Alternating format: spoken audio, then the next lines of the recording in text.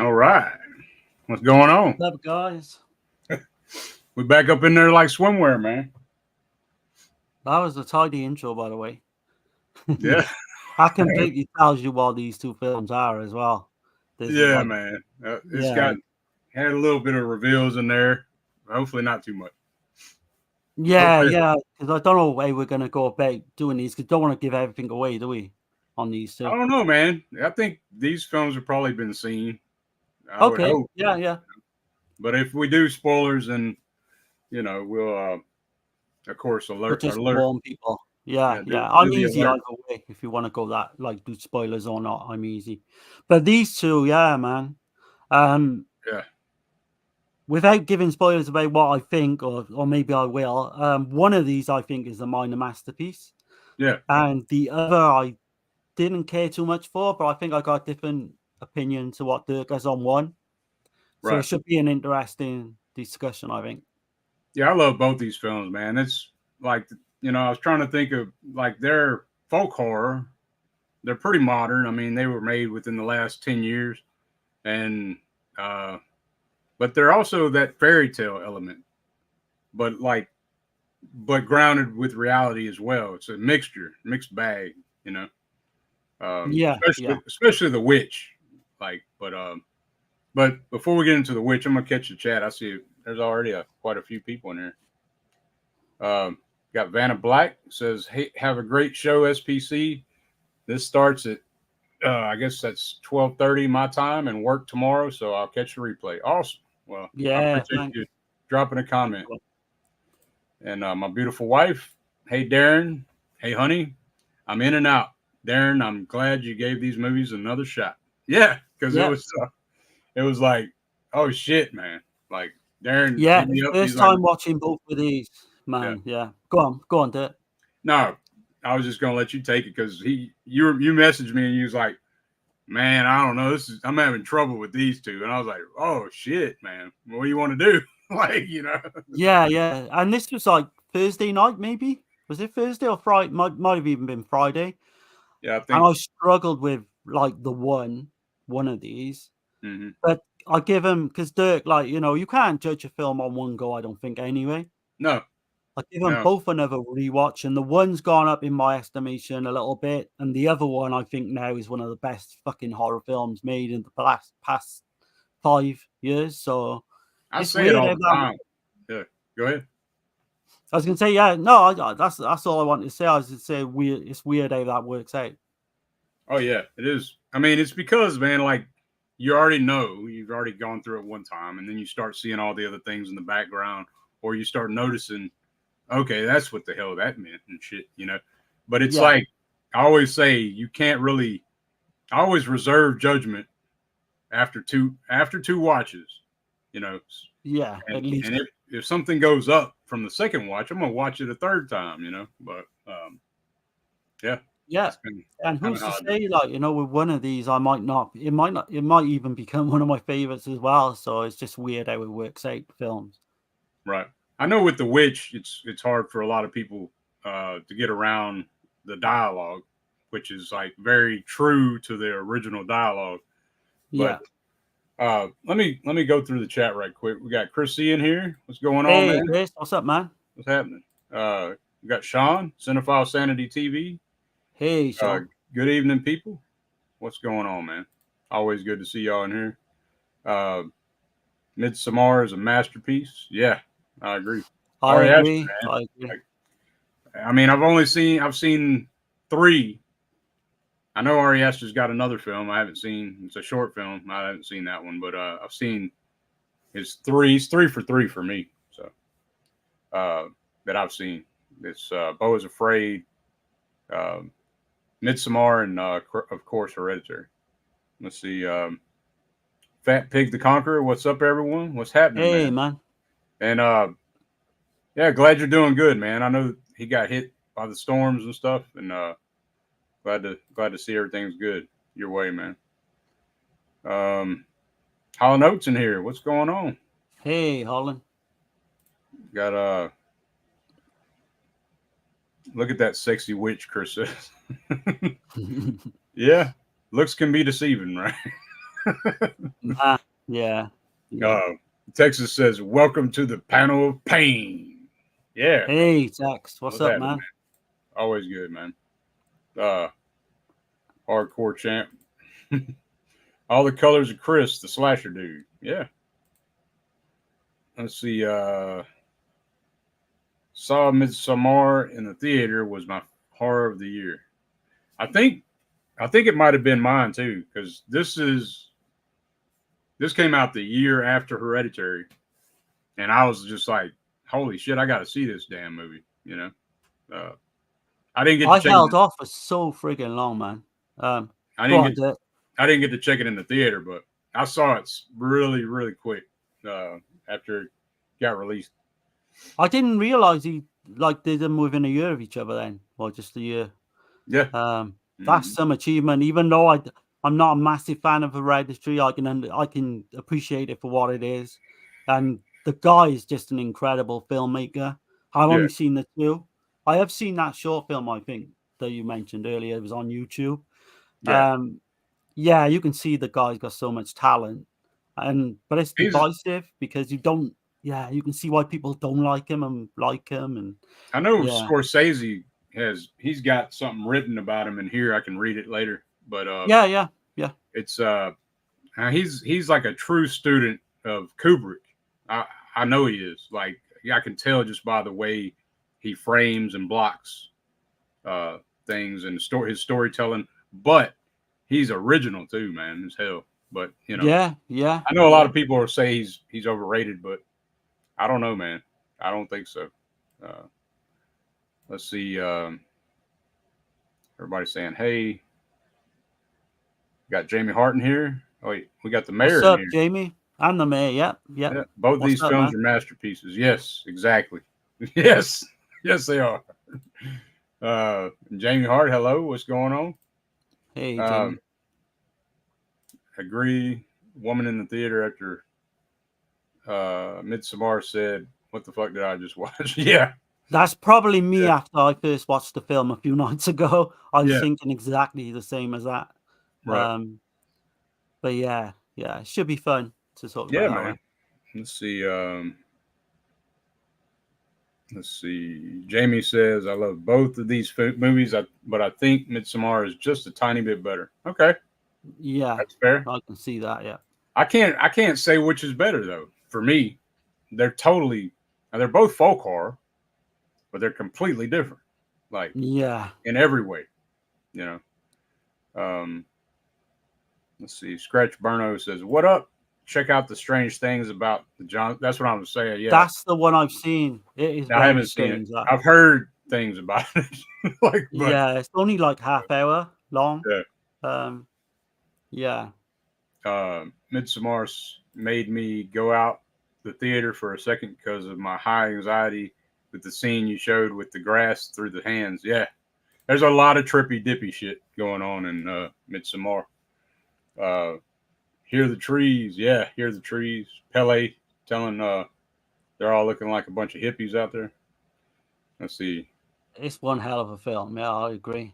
We got Uncle Bill in here. He says, "I think The Hey, Witch you. might be one of my favorite films from the modern era. So much attention to detail that you never see anymore in films." Yeah, Eggers really he went the extra mile. Like this is it's like his baby because he grew up in New Hampshire, and he said like as a kid, it's just embedded in their brain, like all the stories of the witches and all the the Puritans and the separatists and the pilgrims and all that shit, So he wanted this so authentic, man. And it took him like 5 years before it was made, before he could get it funded.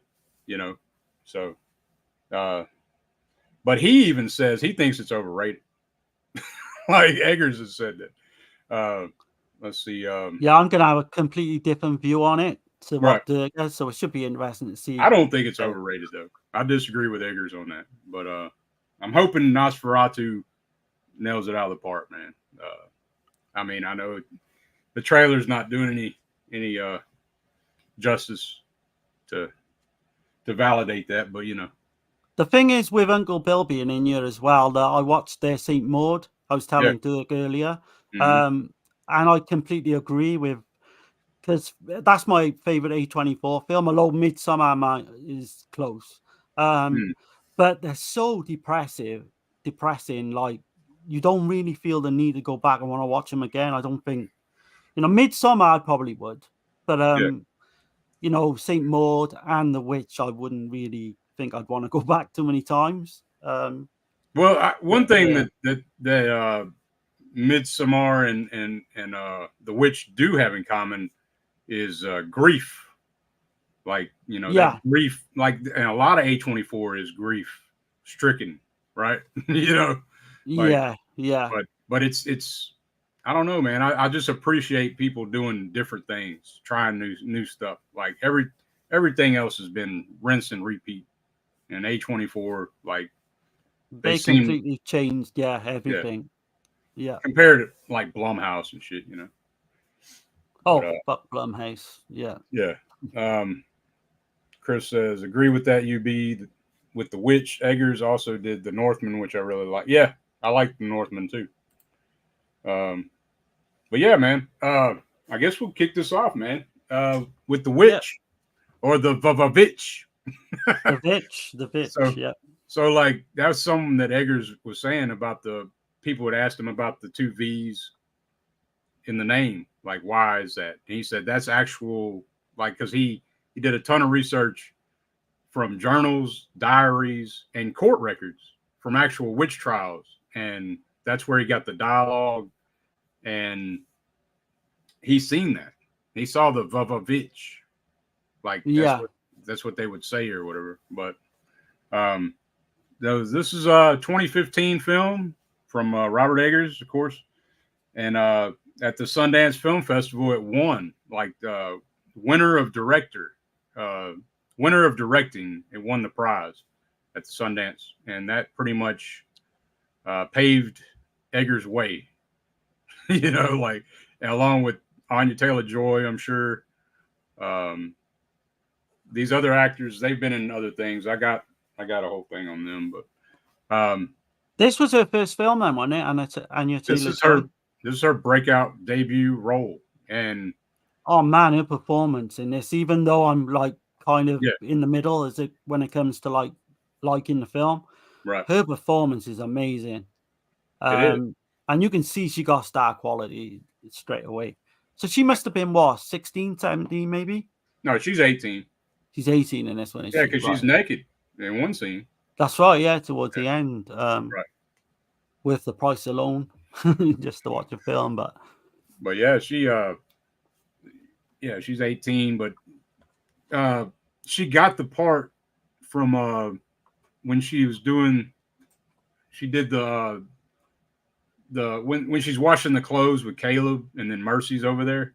Yeah. By her. When she's like, she starts scaring Mercy, saying she's the Witch of the Wood and all.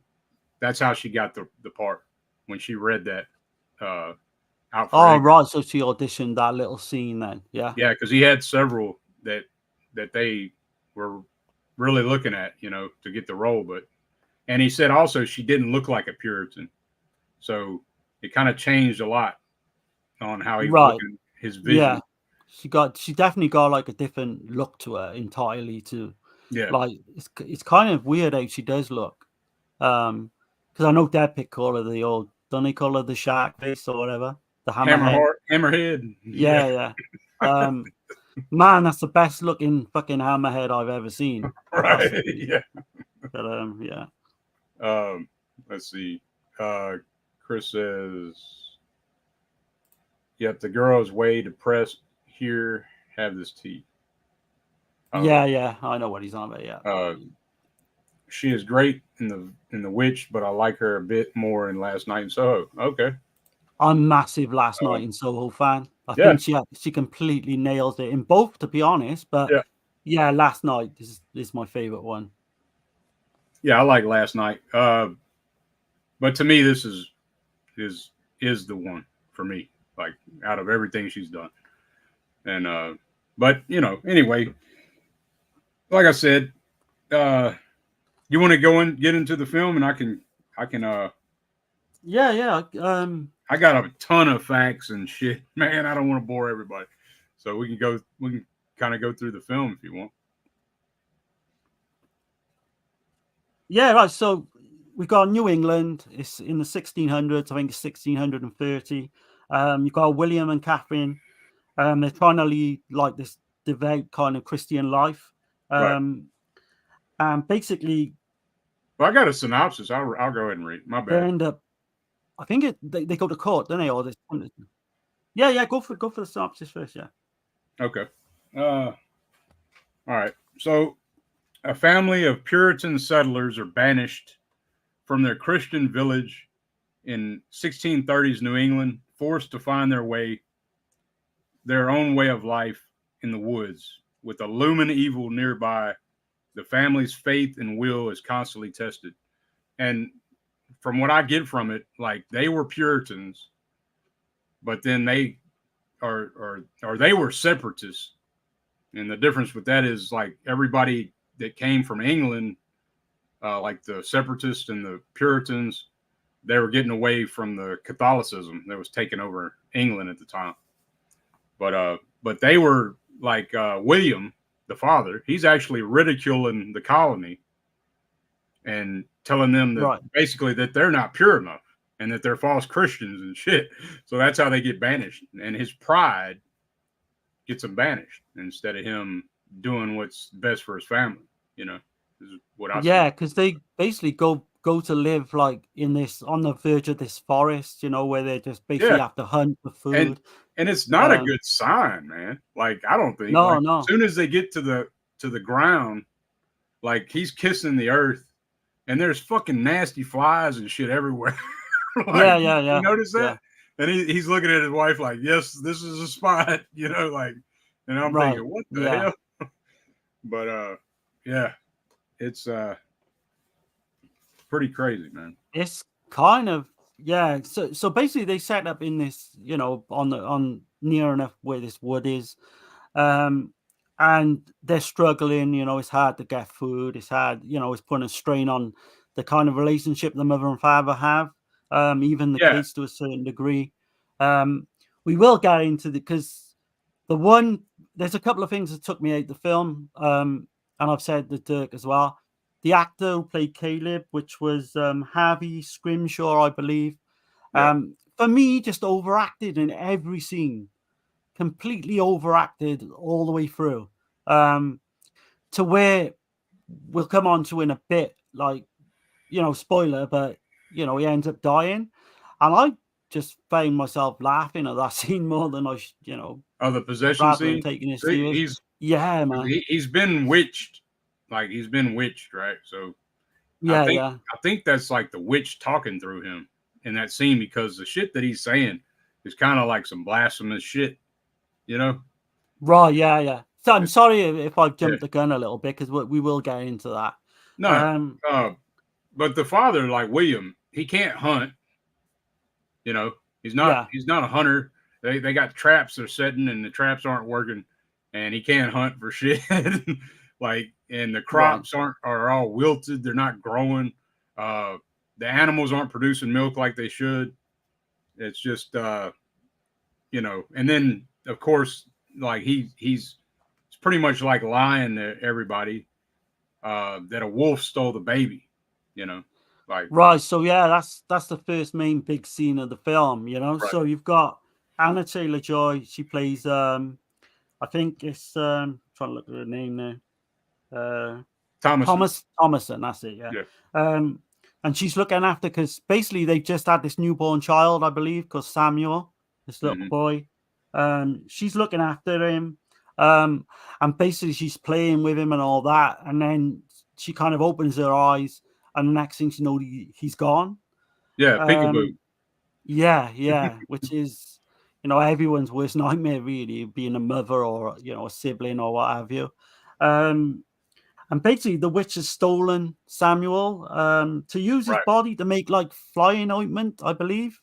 Yeah, the whole thing with that is so the way, and see, this is also what Egger's vision was to show what the early settlers, the Puritans and all, what they thought about in their mind, that this was a witch. Like, this is what a true witch is, not Wizard of Oz or hocus pocus watered down shit, Right. Yeah. But basically, a witch would need the entrails of a newborn baby to be able to fly, to take flight. And so you see the witch rubbing herself with the baby and the blood and everything, and her stick. It's not a broom either. It's but yeah, that was the old grim fairy tales of the shit. Yeah, I mean, up until that point, it is creepy. I had I think the first hour is not really horror to me, but I can see why other people think that. But the last 20 minutes, half hour, it completely turns that way. Yeah. So you've got this little boy as well, her little brother. He kind of plays this this kind of strange because he's coming into puberty. Well, yeah. He's coming into puberty, and they're taught to, like, any kind of irrational, like any kind of thoughts or anything like that. So you see him struggling the whole damn time with shit. He's trying to fight back, because he wants to basically see her, topless or whatever. And then his mother, the mother she completely resents Thomason because the baby was in her care when it went missing. And also, I think the mother is kind of like past her prime, so she's kind of jealous of Thomason. I feel like. Yeah, like her relationship with her father as well is good at that point up until then. Because the father takes the boy, then he takes Caleb out hunting in the woods. And Caleb keeps asking him these questions, basically, is Samuel in heaven or hell? Right. And he kind of explains what he thinks about that. It has to be an unbaptized baby. So that was another thing. They didn't believe in baptizing the babies like the Catholics did, like the Catholics do. Right, yeah. So that's why, as far as the story in this goes. But I think there's like a subplot as well where the father is actually taking like the mother's like prize silver cup, it is. And he's had to is it pawn it in, or he's had to sell it to like get hunting, he sold it. He sold it to get goods for them, for the family. But he hadn't told her about it. But then he lets Thomason take the blame for it. I know. I thought that was pretty shitty. I mean, it's the father. Like he breaks down. Like, well, we'll get to that point. But he is not the greatest father or man, I would say. I mean, he's very religious and all that, and he makes himself out to be some kind of freaking he can chop wood all the time. He's good at doing that. So. And he's another actor. He's been in so many English, like UK soaps, that I kind of just, I've seen so much of him. It didn't. Ralph Ineson. But in terms of his role in this, he's superb. I can't argue with that. He's from Yorkshire, and he's also got that deep voice. Like, so he's known for narrator work as well. I could definitely see that. And so were they originally from Yorkshire then in the film? Because Thomason's got a Yorkshire accent. Yep. Obviously the father is, but he was actually cast first because of that reason. Right. Okay. Yeah. So he could help everybody with their accents. And stuff. I didn't feel, because I'm from the UK, I know straight away. I didn't feel the kids and like had a authentic accent, if that makes sense. But okay. So you've got this family now. They're living, hand to mouth, basically, whatever food they can get in the forest. And there's this really, like Black Phillip. How do you talk about that? Do you want to say something about Black Phillip? Okay, so the twins, Mercy and Jonas, are they keep talking about Black Phillip. And hold on, I got a small clip. I'll play that I got right here. Here, check this out. I be not Mercy. I be the witch of the wood. Hear me stick a flying through the trees. Clickety-clackety, clickety-clackety. Black Phillip says I can do what I like. It was a witch. Yeah, man, it's They far keep right when you think about it. the kids are saying Black Phillip can telling them what to do and shit. And then even like they're singing, and nobody notices this. Thomason don't notice, the parents don't notice, but they're singing a song. Did you notice it, Darren? Did you notice the song they were Go on, singing? refresh me while they were singing. So they got this song that they're singing. Hold on, I wrote it down here. Hold on, y'all. Is it ba ba something like that? Well, that's when Mercy's doing that shit to the damn goat, to the goat. Oh, But it says hold on. Okay, yeah. So it says Black Phillip, a crown grows out his head. To Nanny Queen is wed. Jump to the fence post. Black Phillip, king of all, king of sky and land, king of sea and sand. We are ye servants, and we are ye men. Black Phillip eats the lions from the lion's den. Right, yeah. And it's I a can song remember they keep listening singing. to it. Yeah, they keep singing It that is, shit. yeah. And nobody's paying attention what the hell they're saying, you know? Like he's got a crown growing out his head and shit. Like right, yeah, because they're singing that song kind of in the background, isn't they? And right. that actual song actually comes into play towards the end because that's a big part of the film, which you told me to rewatch. Yeah. We'll come into, and I think you'll be able to probably describe it a little bit better than me because Right. we were talking on me off camera. But yeah, like you say, the mother blames Thomason for the missing silver cup.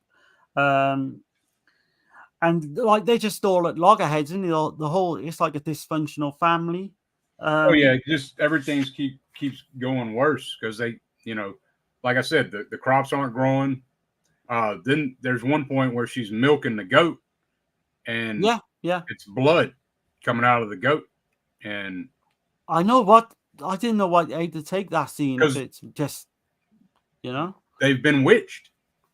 You know, they've been witched, and then they don't. They even have like spoiler alert. Let me go ahead and just do that now because we're gonna have to spoil it to talk about it. Just so everybody knows. I'm sorry, but.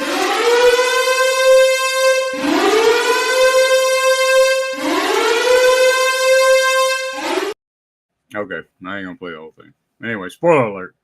So Black Phillip is the devil is in the damn goat, Black Phillip, and he's talking to the kids, and the witch is in the woods, you know, and yeah, and it's also like I don't want to go through the film too fast.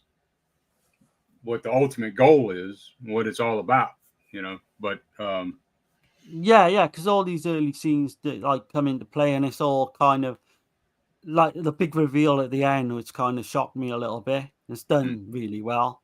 But yeah, like you say, you know, the family all seem to be at loggerheads. But you got the scene with Caleb then in the woods, haven't you? You know? Yeah. Basically, Caleb and Thomason, they go to the woods, don't they? They go to check on the traps without the family knowing. I think they get up early in the morning. Yeah, he's doing actually the right thing, Caleb is. He's actually trying to help his father out.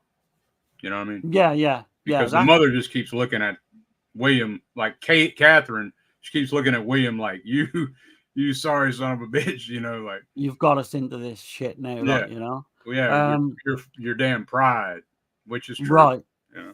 But that scene is kind of really good in the woods where so they're out there with the dog in there, you know, Fowler, I think the dog's name is. And the dog chases after this hare. And then Caleb goes running after them. And the rabbit is you know, familiar to the witch. Right, yeah, because there's an earlier scene with the father in it when he sees the hare in the woods as well, and he goes to shoot it. Yeah, so it's a familiar. Same with we see a raven later. That's a familiar. So it's like the witch can kind of see through that rabbit's eyes or whatever. You know what I mean? I didn't even know that with the hare. But man, that makes complete sense. But yeah, he kind of gets lost and he discovers his dog disemboweled in the woods.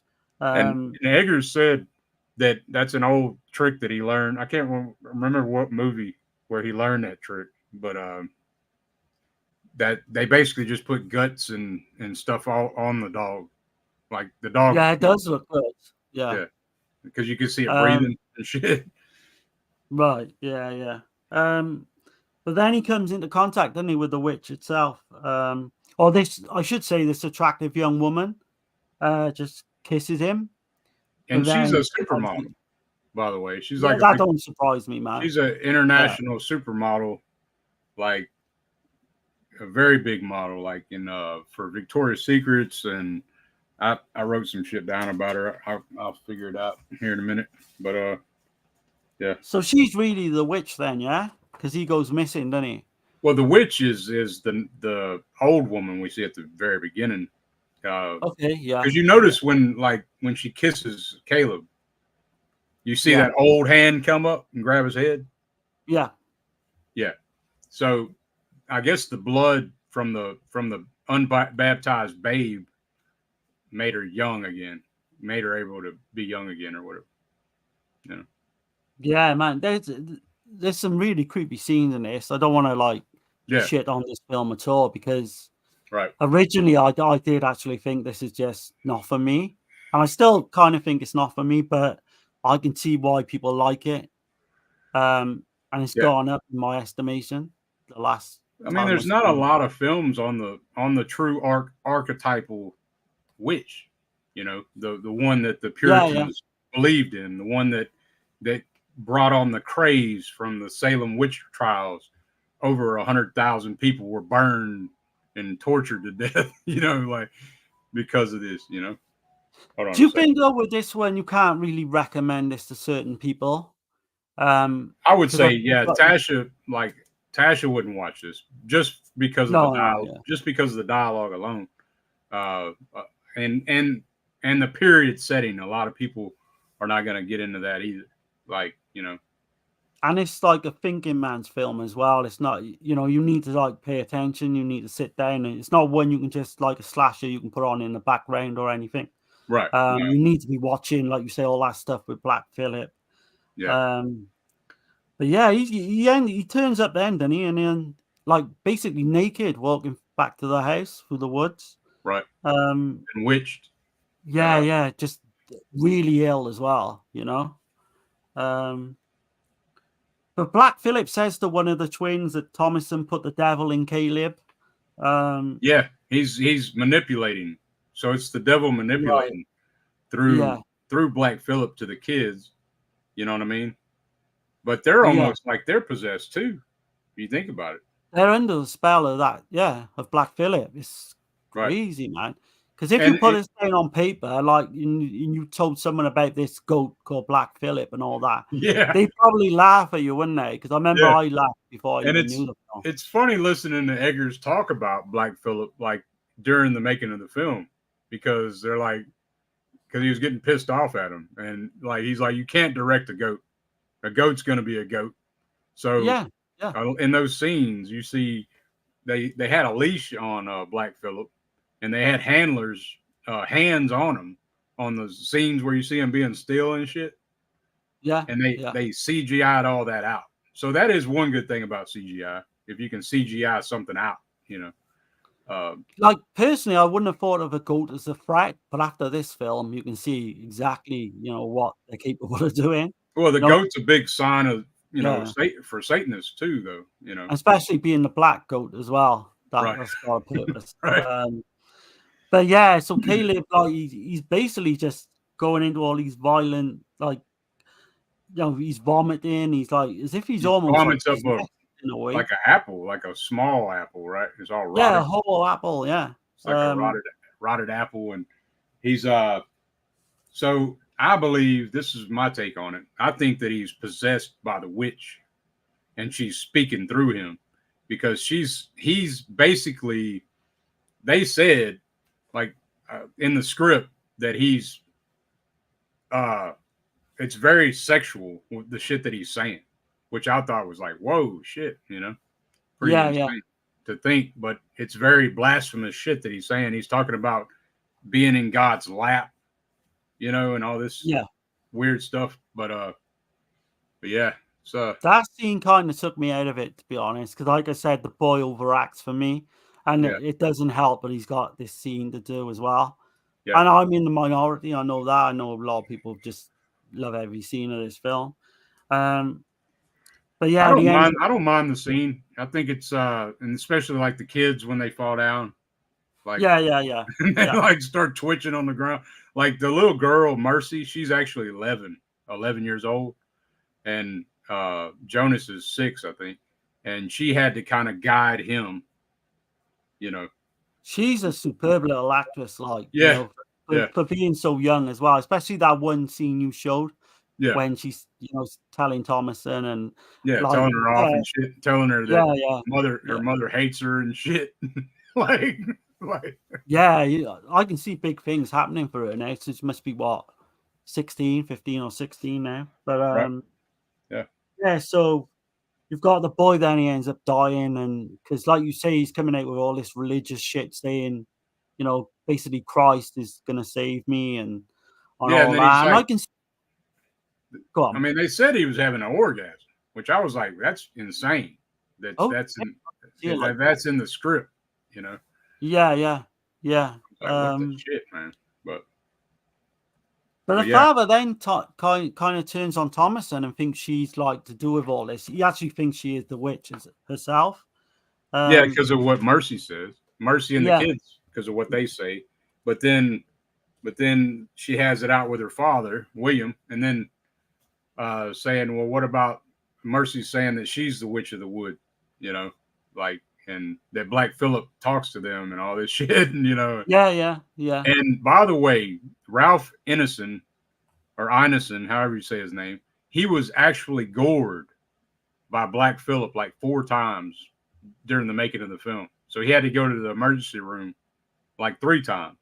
That scene does look fucking horrific, mind, when he's got that goat coming for him. And yeah, you can tell that was, it looked realistic, man. He was gored like 4 times, though, while they were making the movie. So. Yeah. I wouldn't want to fuck with a fucking goat like that, man. And I never even seen goats as real. Yeah. Do you know what I mean? In the before this film, I've always seen them as passive, maybe, or certainly not a threat. Like for this one, man. A goat's pretty hard-headed fucker, man. They just come at you, man, don't they? Yeah. Don't be bending over and shit. They'll come hit you. No. But yeah, like you say, he gets pissed off. Then the father, he locks all the children, doesn't he, in this car, in the goats, basically where the goat lives. And he's like nails him in and says, "You got to stay there overnight," just because he don't know who to believe. Exactly. Yeah. But he knows that he knows that there's a witch involved. Now, Exactly. So we don't know who's the witch, basically. And he's been denying it to himself. And then you see him, like, there's this very powerful scene where he falls to the ground and he's praying, crying out to God, right? And he's putting dirt in his mouth. And, like, that was a thing, too, that they would do, like humility, complete humility kind of deal. And he's like, he's saying, like, save my children, and he's admitting his wrong, his pride, but it's still not going to save him, at this point. So the mother has this vision then, doesn't she, where Caleb, Samuel, they like return to, it's kind of a dream, isn't it? Or vision? I think it's, to be honest, it's either a mixture of both or one of the two. It's either the devil or the witch, It's such a powerful scene as well. But the raven's definitely from the witch. Strange, yeah. Yeah. Because basically she gets the baby Samuel to breastfeed. And then, of course, like nothing is reality in a way. And then she ends up and she's got like this raven pecking at her breast. Did you notice her silver cup is there too? Yeah. Okay, a lot of people don't catch that, but yeah, the silver cup. I did the second time. And that kind of like lets you know, okay, there's some supernatural shit going on here. So all the supernatural scenes too. All the supernatural scenes were shot like 28 frames, 26 frames a second. Okay, slightly. So if you ever see those scenes, they all look a little different. in the rest of the film. Disjointed, yeah. Yeah. But yeah, so you see the children, they see the witch, then they drinking the blood of the nanny goat. Yeah. And then, yeah, like you say, you come into the final like 20 minutes, which I think is super. I do actually think is superb. The last 20 minutes. What do you think about the cinematography though in the film? I mean, Like, the way the film's, yeah, it's superb. I think the way the film's shot, yeah, and technically and all that, the telling of this story. Like I say, I'm saying, like, you know, I'm pretty neutral on this film, but I can see where, you know, all that was like, you can tell Eggers is just a master, you know, craftsman. yeah. And I've not seen any other of his films, I don't think. But no, you can see this is well made, man. Even You if don't I have, do, you know, yeah. go on. And it's all natural lighting, like from candles and from like a fireplace, you know. Yeah. They chose to do that.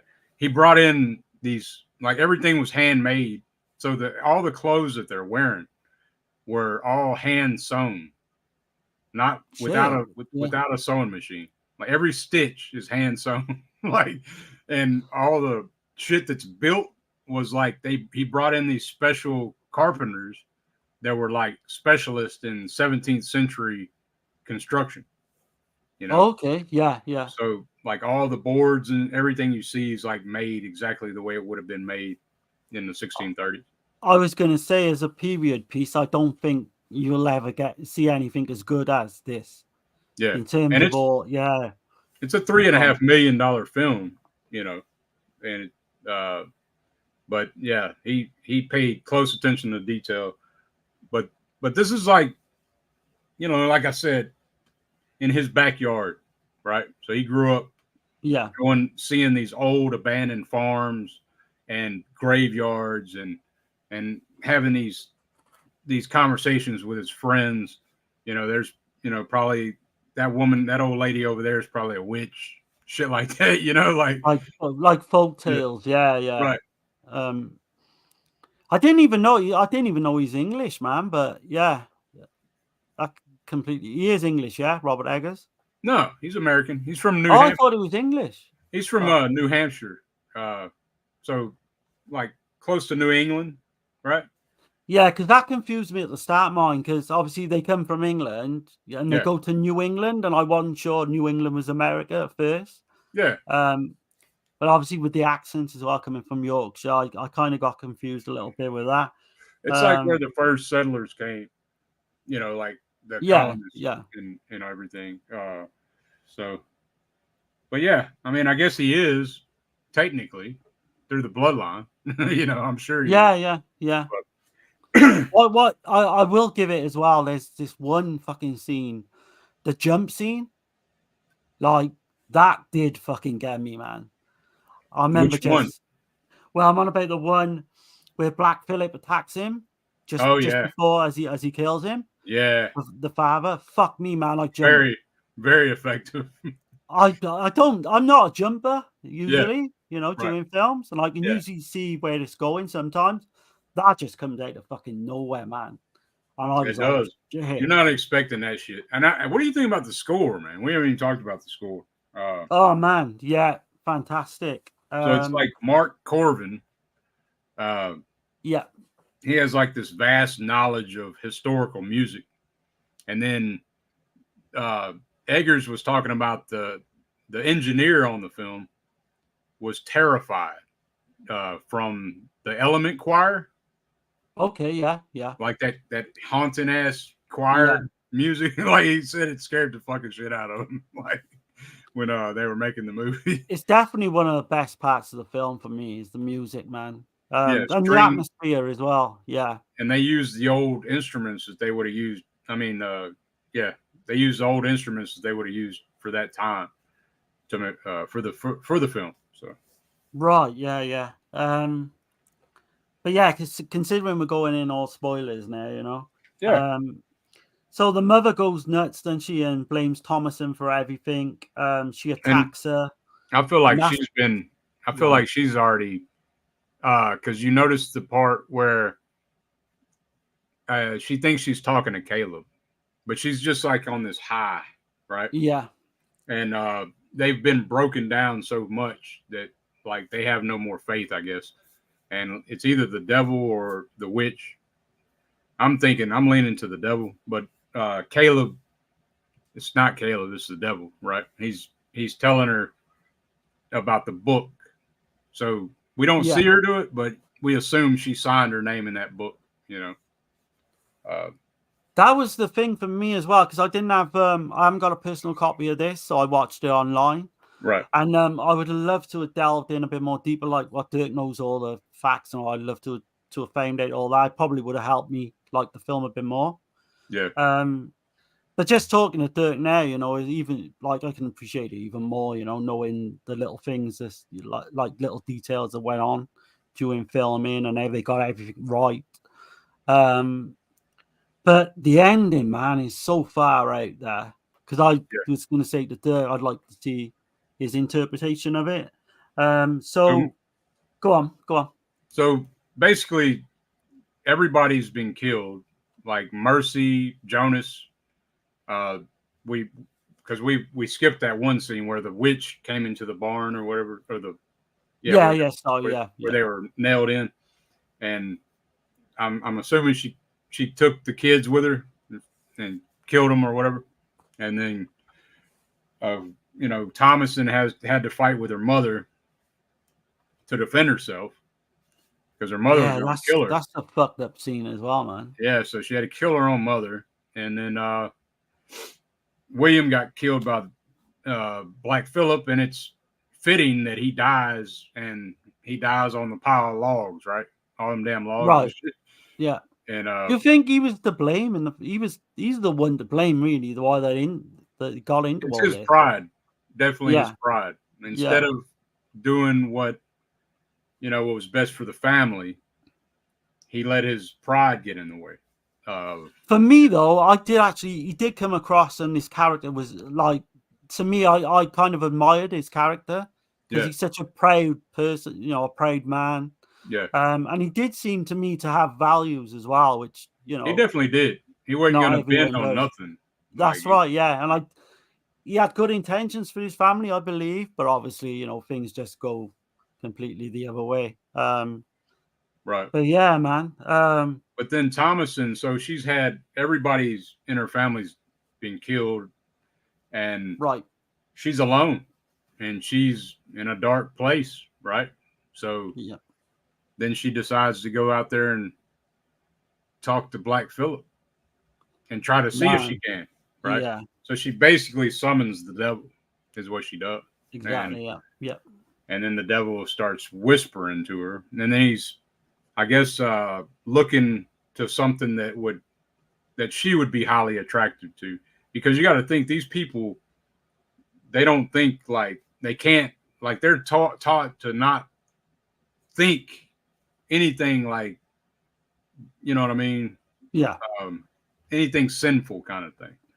So, but I guess that whispering voice and shit, it's real seductive. It's a human voice as well, isn't it? Because Black Phillip talks in a human voice as well, which caught me back a little bit. And then you see the damn hoof of the goat when he responds, because she's about to give up. She's like, okay, I'm just losing my mind. Yeah. And then he's basically saying, what does thou want? Right? Would you like some butter? Would you like a pretty dress? And I mean, I was going to ask you about that. Have those got any meaning at all? It's just things that she would lust after, like butter. Something as simple as butter. You got to think what they've been eating. They've been probably eating corn. Yeah. and leavened bread that they cooked themselves and made themselves. Right. But yeah, he's just offering her the world basically after that. And she's all like, yeah, she's all for it. So she signs her name in the book. But did you see the hoof turn? Like Black Phillip's hoof turns into a boot when he's walking? I didn't catch that, no. Yeah, you'll see, if you go back and watch it, you'll see Black Phillip's hoof turns into a boot, and then you see the man walk behind her, and he puts his hand on her shoulder, and she's saying she can't even write her name, and he's like, I will guide your hand, you know. Yeah. And then she's off to the woods, but the whole thing was, like, I really believe, was to recruit her. Okay, yeah. Just to be another witch, you know. I mean, the end scene as well, like with all these witches, and they kind of like fucking fly, don't they? Like, yeah, they're all. You know, I'm guessing because of the blood, right, from the babies. Yeah. It's insane. It's a powerful ending. Right. It did go up in my estimation with the ending. Right. Because when they're levitating, she joins them, doesn't she? And then the final shot, you know, just now, going up into the trees, basically. When you see her levitating up high, like when you see her like it looks like she's laughing and crying at the same time to me. I thought she was laughing, but yeah. I mean, it looks like she's at some points she looks like maybe madness, right? Yeah. She's kind of lost her fucking mind too, I feel like. But I guess everything that happened with, and then also just becoming a witch, I guess, right? Right, yeah. This is why I would have liked to have seen an interview or something with Eggers, or something like, you know, some extras or something like that. I think I would have appreciated it more. Yeah. But that ending is amazing, yeah. I do like the way they play the credits out as well, with like this kind of like a hymn. It's kind of a church song, and it's really fucking eerie, the music at the end. And this is another one like Midsommar, in a way you're thinking, what the fuck did I just see the last 20 minutes? And it does kind of go into horror, I think, the last 20 minutes, but I don't know. Hold on. The Weekend Murder says, not sure the mother signed the book. She said she would after nursing, otherwise she would not have attacked Thomason. Right. Okay. I mean, I don't know if she, I don't know. I guess. I mean, that's a good point, though. Yeah. I don't know either way, but I know that they got to her, like, you know, and like right. She completely lost her damn mind, and she's laughing while a damn raven's eating her fucking nipple off, you know. Like, it's fucking crazy. Yeah, this is why, like I said to you as well, I think this is why this one does actually benefit watching numerous times, because you'll see something different. I'm sure you'll see something different like 5 times watching this. You know, in terms of like, you know, giving it a score 8 to 10 as a film, right? Because I'm going to do this weirdly. I'm going to do it in 2 different ways, but as a film, I think it's a high 8, bordering on a 9. But for my own personal score, it's completely not my thing. I've got to get that out there. It's completely not my thing. Right. And I was kind of middle of the road with it. I was kind of like a 5. But yeah, I'm weird. Like, I do it, you know, I'll rate it 2 different ways. But as a film, I can see why people love it, you know. But what would you give it, Dirk, out of 10? It's an 8 out of 10 for me. All day. Yeah. I mean, it probably could go higher, to be honest. But, yeah, man, I love this film, man. It's a vibe. Like, when I first saw it, I was like, holy shit. Because I've never seen nothing like it, you know. I've never seen, like, the true witch, I guess you say. Like, right. Yeah. In a film, like, not like from the folk tales and shit, you know. Man, like, honestly, just talking to the last like half hour about this film, it's gone up in my estimation. It's very fucking dark tale, in a folk tale. It is, man, and I can see why they watered it down with the whole issues. With how a witch takes flight, but this is what they was you know, warning people, like, with all with all the you know, with all the damn, didn't this go on to make, because you said it cost 3 million, you said 3.5 to 4 million, something like that. Is what it cost. And Didn't it make 40 yeah, I million? think so. I think at least 40 million. Yeah, Yeah. I could be wrong on that, but I know that it started a bunch of shit. You know what I mean? Like Anya Taylor-Joy's career shot off. Yeah. Eggers is like getting these massive amounts of money to do other films because he did The Lighthouse as well. And, That's one I've not seen. Probably in the same vein as this, though. You know, it's really like creepy and like not slow, but it's I think it's one of those films you need to pay attention to. Definitely pay attention to Lighthouse because it's a love it or hate it film too. I was gonna say I don't think that would be for me. Yeah. Like, but I'd give anything a go once. Right. But yeah, I'm surprised how much I've changed on this film since the last half hour or so. But yeah, hell yeah, that's awesome, man. Like, yeah, there's some shit to it, man, and I mean, there still might be some things I'm missing, but like, I'm sure we've missed loads of things, to be honest. Yeah, I got plenty here that I didn't mention, but I don't want to bore the shit out of everybody. Go if you can see some facts in there, go for it, man. The Weekend Murder says solid 9 as it had the payoff at the end. Yeah, definitely. It does have a great ending, and it's a very like Eggers said, like the actors said, because I listened to all the interviews from them. This is a great addition. If you're gonna get this movie, highly recommend. I don't know if this is still in print. Hopefully it is. Second Sight did a great job on this, man. It's solid as hell. You get like this big ass book. That's a hard book. Oh, nice, man. Just like they did TCM, you know. Yeah. I think didn't they do TCM? Yeah, but I might be talking on my ass. But anyway, you get the postcards. No, they did TCM. Okay. I didn't know if they did a big book. I can't remember. But would you watch this regular though, or would you is this like once a year type? Once a year, man. Absolutely. Yeah. Maybe Halloween type would be perfect. It's definitely in the vibes, and you got to think too. So this is during the time of Thanksgiving too. Like, okay, yeah, you know what I mean. Like you see the corn husks on the outside of their house. Yeah, you know, that was like a thing during that time of year. Is what I was hearing. Definitely be more effective, I think, at Halloween as well, wouldn't it? If you put it on late October, man. It definitely fall time, you know. Yeah.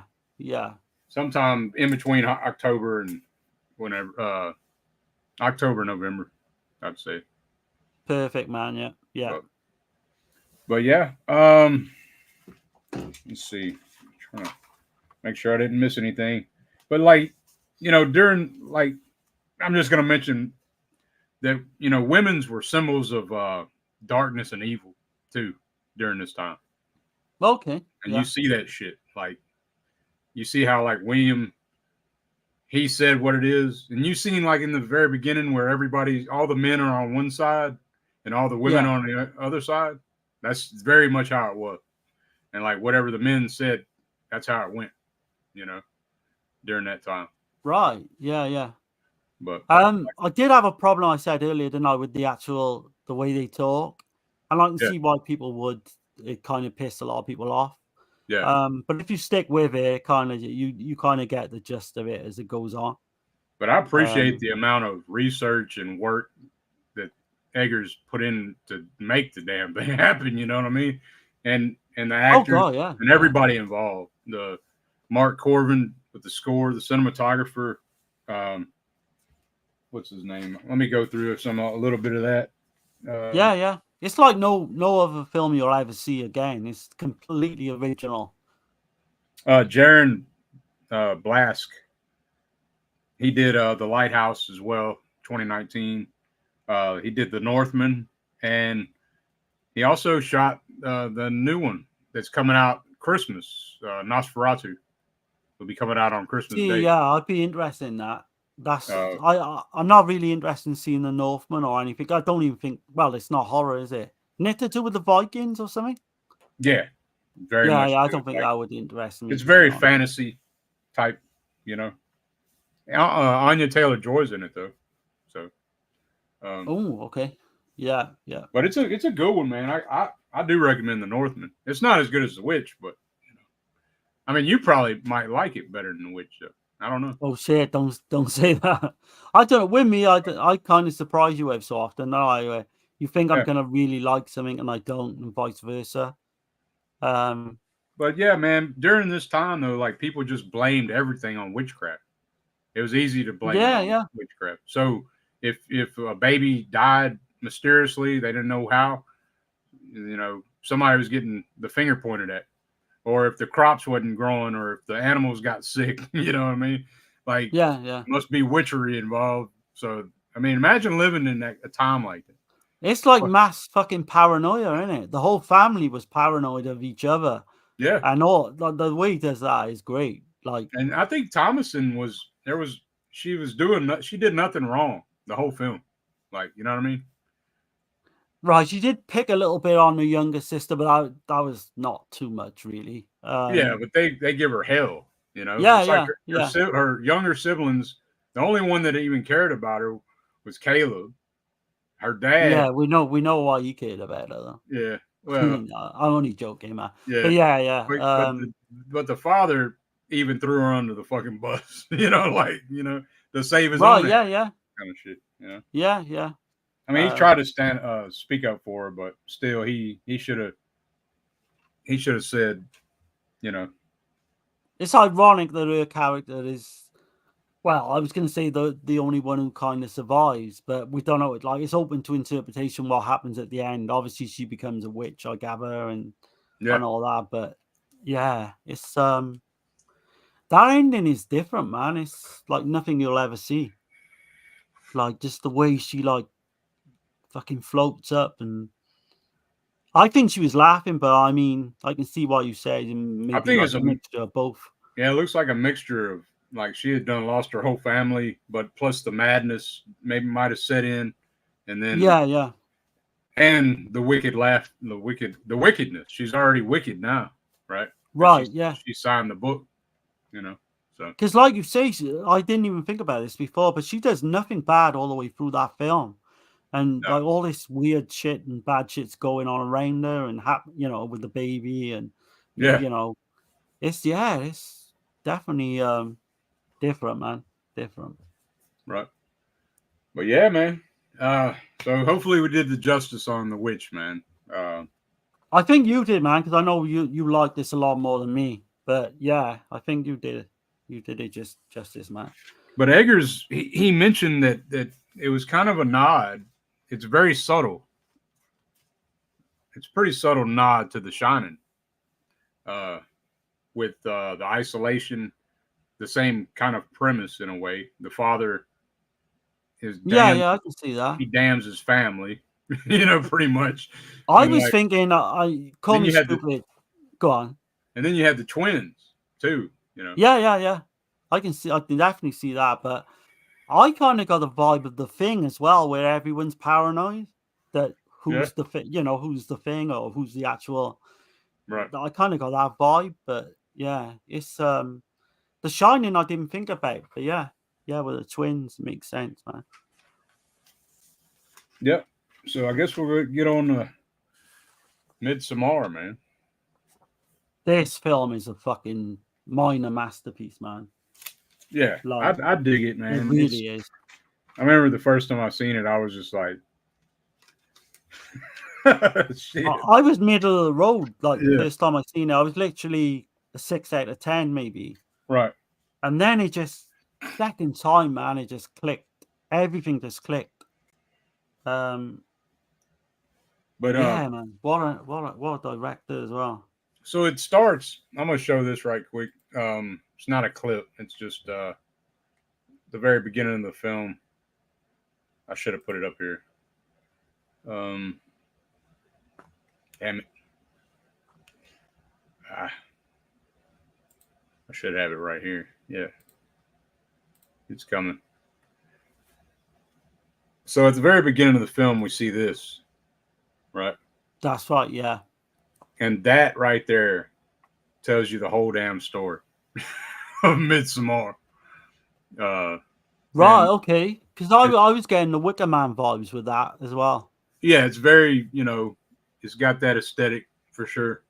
And I mean, even Edgar said, Ari Aster said that he owes a lot to the Wicker Man, you know. But I don't think that this is exactly like the Wicker Man, though, man. Like, no, it's just maybe one or two scenes. I think he completely does his own thing with this. right. I think it's kind of like this. He really bad to said say though that because, he was saying that this is a breakup movie.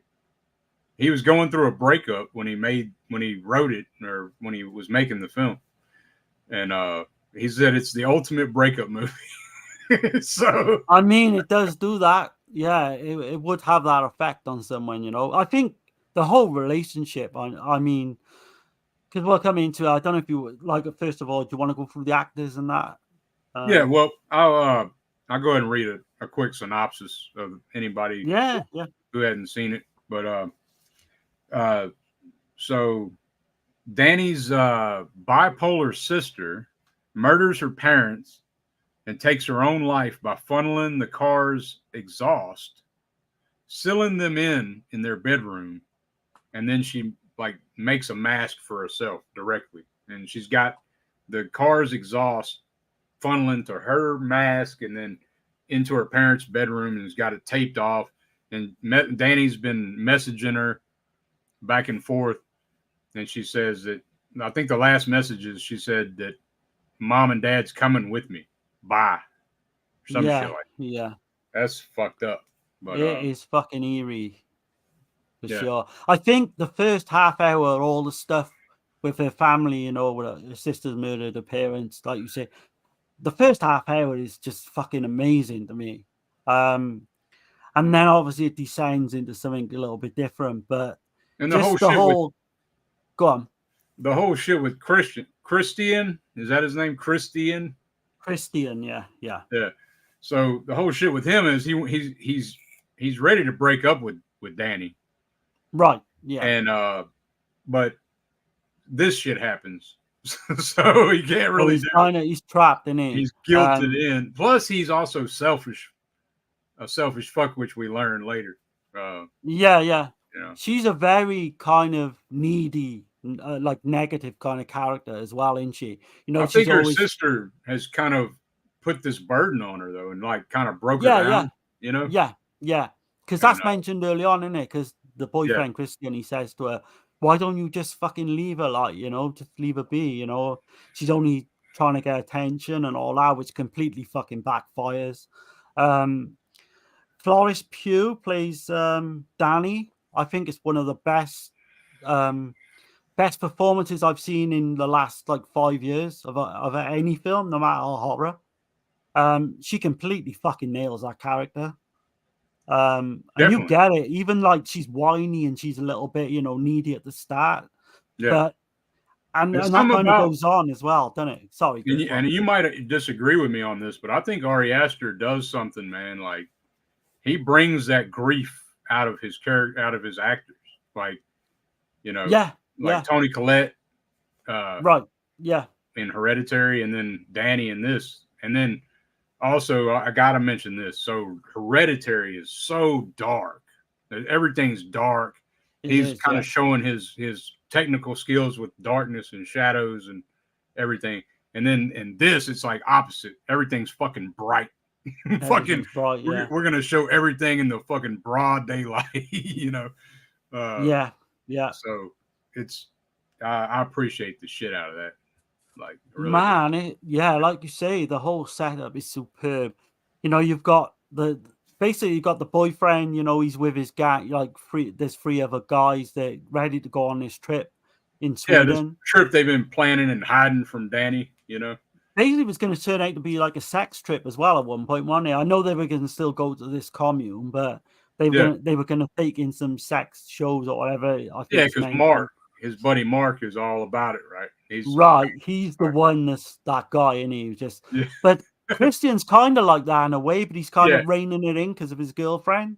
But he's still kind of like, I don't know if I want to lose her in case. Right. It's kind of like his back burner. Kind of the selfish shit, like you said earlier. Yeah. And she's a very like attractive girl as well, you know. blonde, but yeah, he's kind of this douchebag character. But he calls her bluff, doesn't he? Basically, he invites her on the trip, and he's just thinking she's going to say no, and then that kind of works out differently to what it is. And they all end up going on this trip to like Sweden for this really weird commune. And obviously, Dirk, it was all, again, we're going to do spoilers, but all this was planned, wasn't it, from Pele, the Swedish guy? Yeah, he definitely staged everything. But I don't think that he staged because people have argued that he staged her parents' death. I don't think he did that. No, I don't think he could do that. Really, but people were saying that he did, and Ari Aster put that shit to bed. And he said, "No, that's one thing he didn't do." Like, I mean, that would have been supernatural anyway, wouldn't it? If he had the power to do that, just through fucking manipulation. Yeah. That is something that's different. So in Hereditary, there's a cult too, but everything in Hereditary is supernatural. In this one, exactly, yeah. In this one, it's not supernatural. It's all done through hallucinogenic drugs and fucking manipulation. Like it's pretty much how they're orchestrating everything. So we've got to get obviously the Wicker Man out the way, right? Because like you said, there's a couple of scenes that are kind of similar, but the film is by no means anything like that.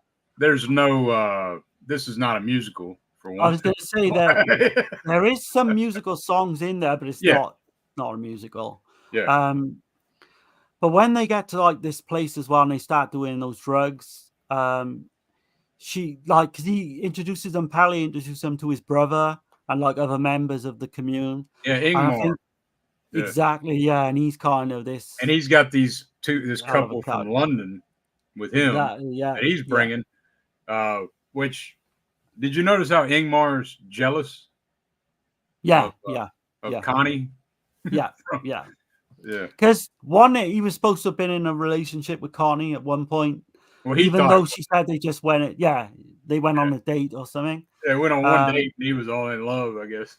And I think I knew from then on in that I wasn't going to end well. Well, that's my only kind of small thing with the film is, that what they're going into, it's not going to end well. And I will say in that regards, it was kind of predictable, but you obviously don't know how things are going to happen.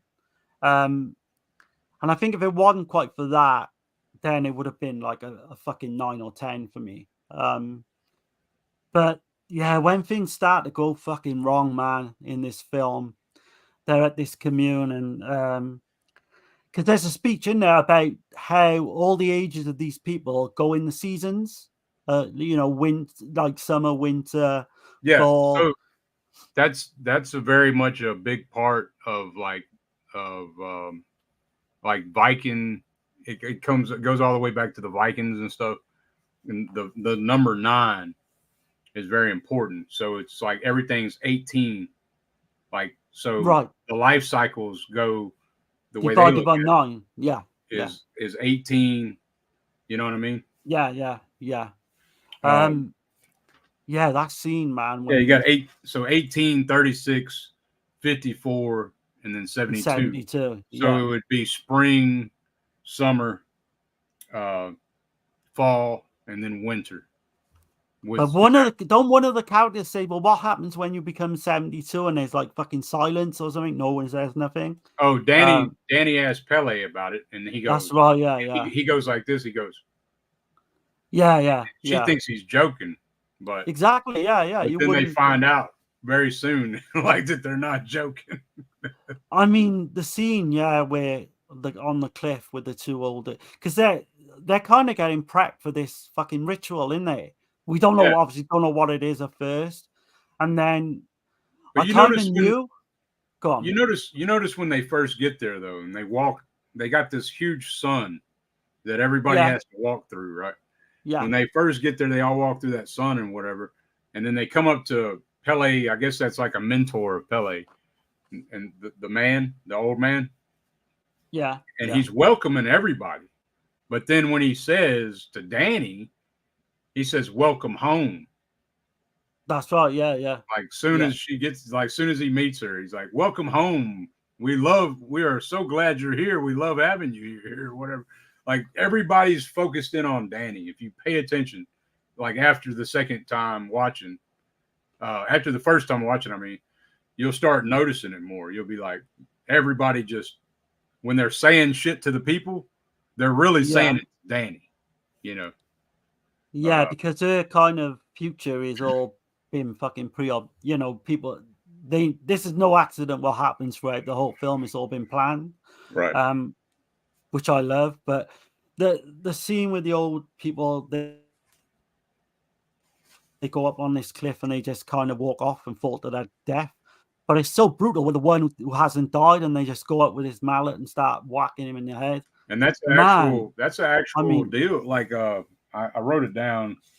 I can see this shit fucking happening for real. Yeah, I can see cults like this. Yeah. Probably there's bound to have been something along in the years. I'm trying to see what that thing's called.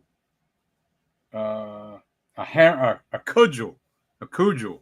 Okay, yeah. It's called. It's like a ceremonial hammer for shit like that. It's like, but yeah, you know, I don't think that they're doing that shit now, you know. And this ain't proven that. I'm trying to remember the name of this. Strupa. That's what it's called. The ritual. Yeah, the ritual. Yeah. Strupa, where they jump off to the death, you know. I mean, at that point, you'd be thinking, "Fuck this," wouldn't you? Like yeah, like Connie and yeah. What's his name? Her boyfriend. Let me have a quick look. I've got it written down somewhere.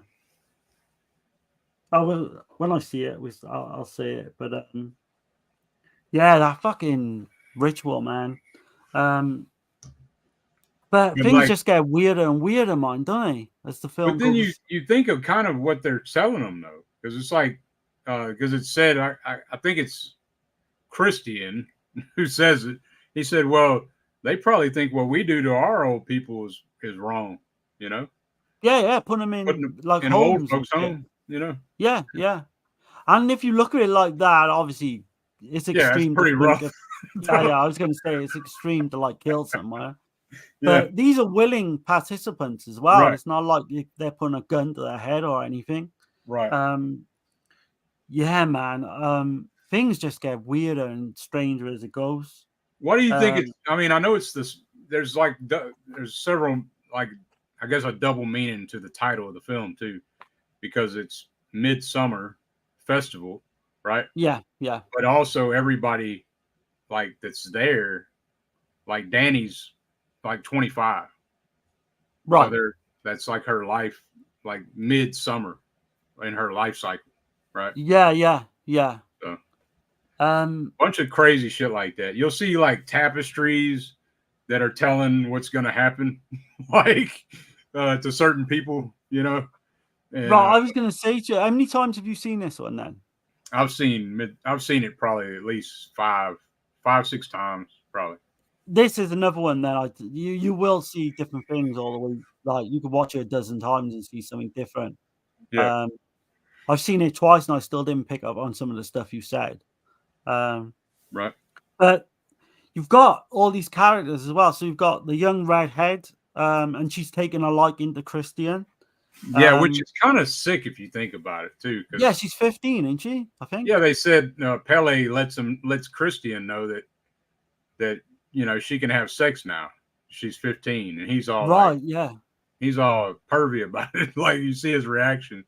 Like it's like, and she does look young as well. I know, obviously, to do the scene at the end, she's obviously over 18, right. But she does look young for her age. She takes a liking to him.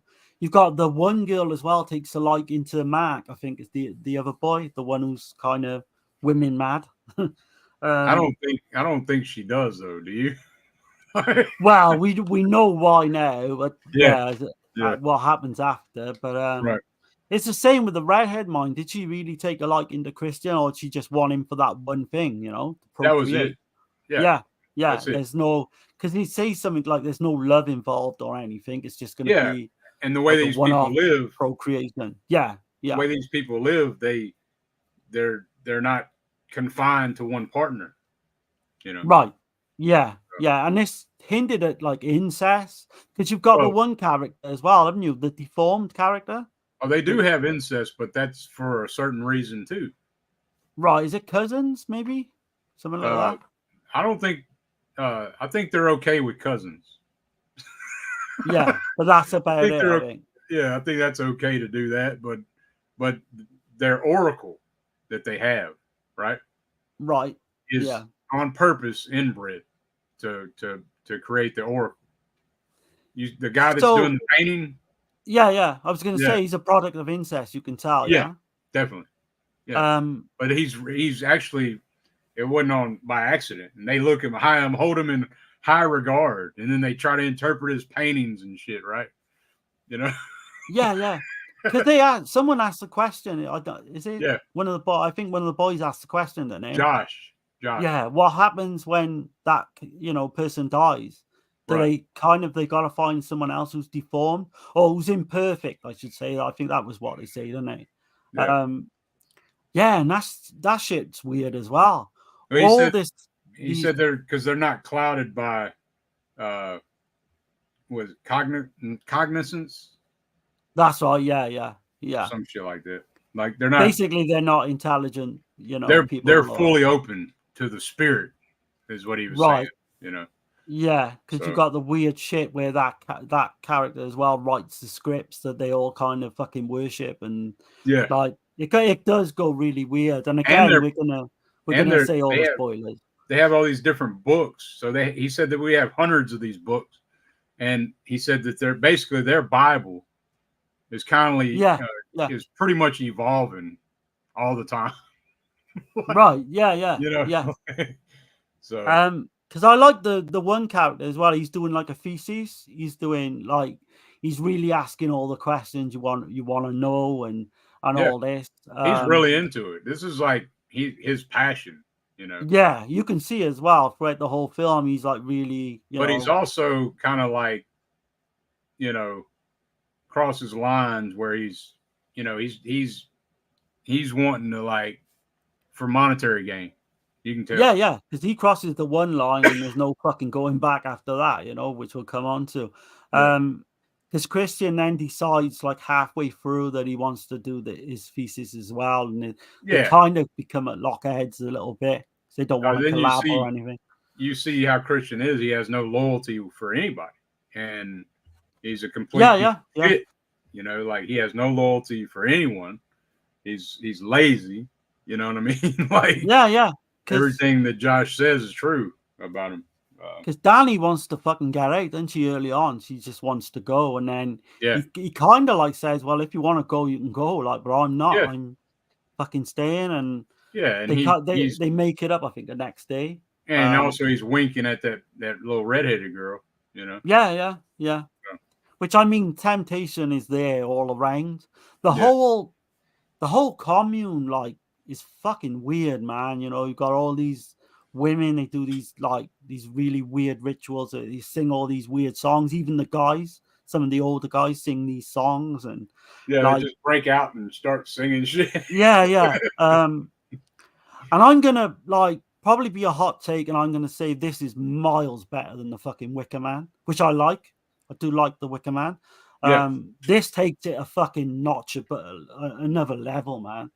To all the fucking violence and I like it more than Wicker Man. Yeah, I do. And you can see where the influence is, but I do think he's taking it like a step further. And some of the shit, man, even the stuff towards the end that goes on, it's like jaw fucking dropping. Let me catch the chat right quick. Go on. Chris says Lighthouse is Lovecraftian. Yeah, I like it. I just got the director's cut of Midsommar from A24. Might be my label of the year, boutique-wise. Okay. That's the one we've seen, Chris. That's the one we're reviewing. Like just under 3 hours. I think it's 2 hours 50 minutes. Yeah, the thing about this release, though, so here's the release, in case I didn't show it to anybody. Yeah. I mean, it's That got a whole does look book in nice, here. man. It has a whole book in here with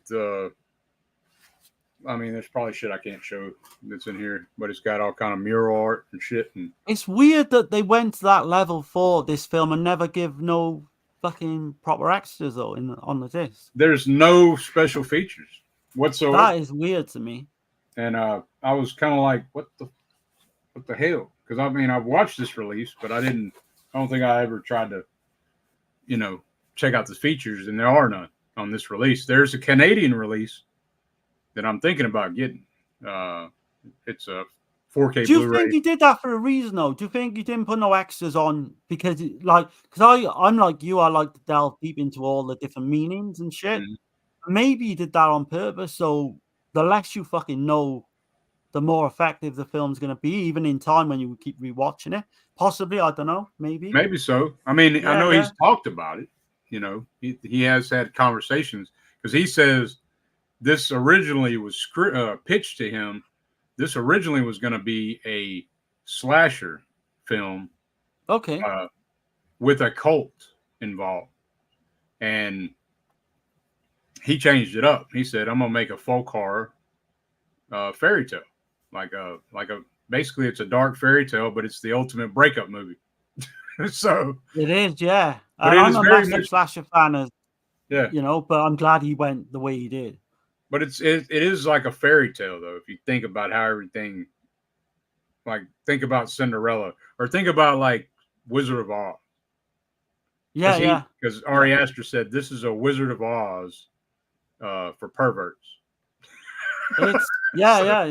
No, it's completely fucked up. Because Everything that you happens. can look at the throughout. three male characters that are with Danny as like the Scarecrow, the Tin Man, and the Cowardly Lion, right? Right, yeah. So there's that angle too. But as the film goes and you see how these different characters like basically demise, it's fucking chilling because I mean, even though I said it's predictable, the final girl's gonna be, basically, and I kind of realized that early on. I don't know if you realized why they were doing it.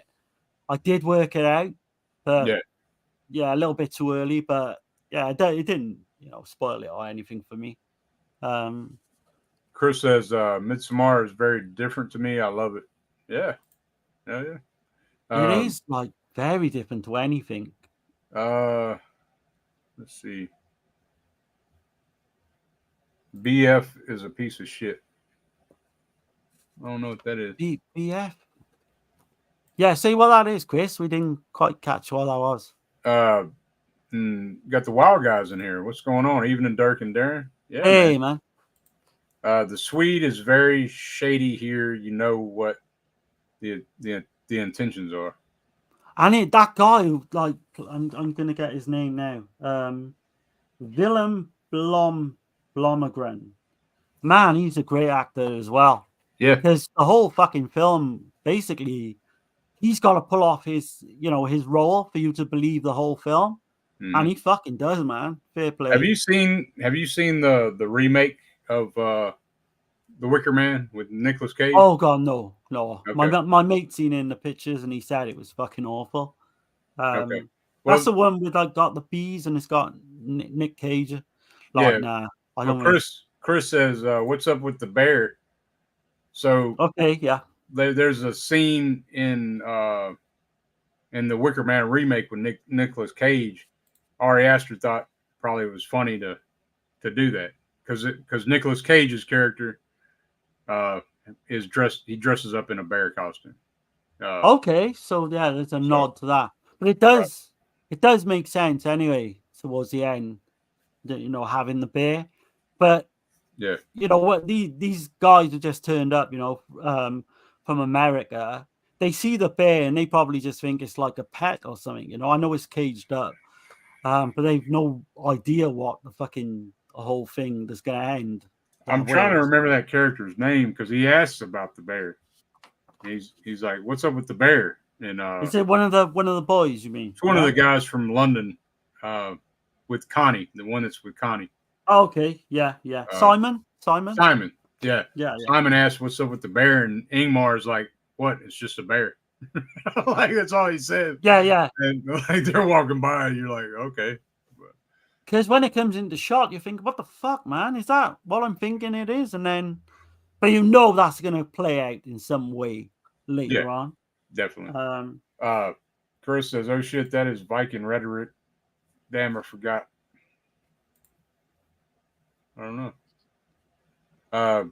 Okay. Weekend Murder says Pele planned better than Ingmar. Definitely did. Yeah. The ladies moaning in unison. Yeah. Yeah, that was fucking freaky stuff, man. Johnny Topside says, same with mental illness. It's a terrible system we have. Hey, Yeah. Johnny. I might be backed up. Let's see. I hadn't got to the comments in a while.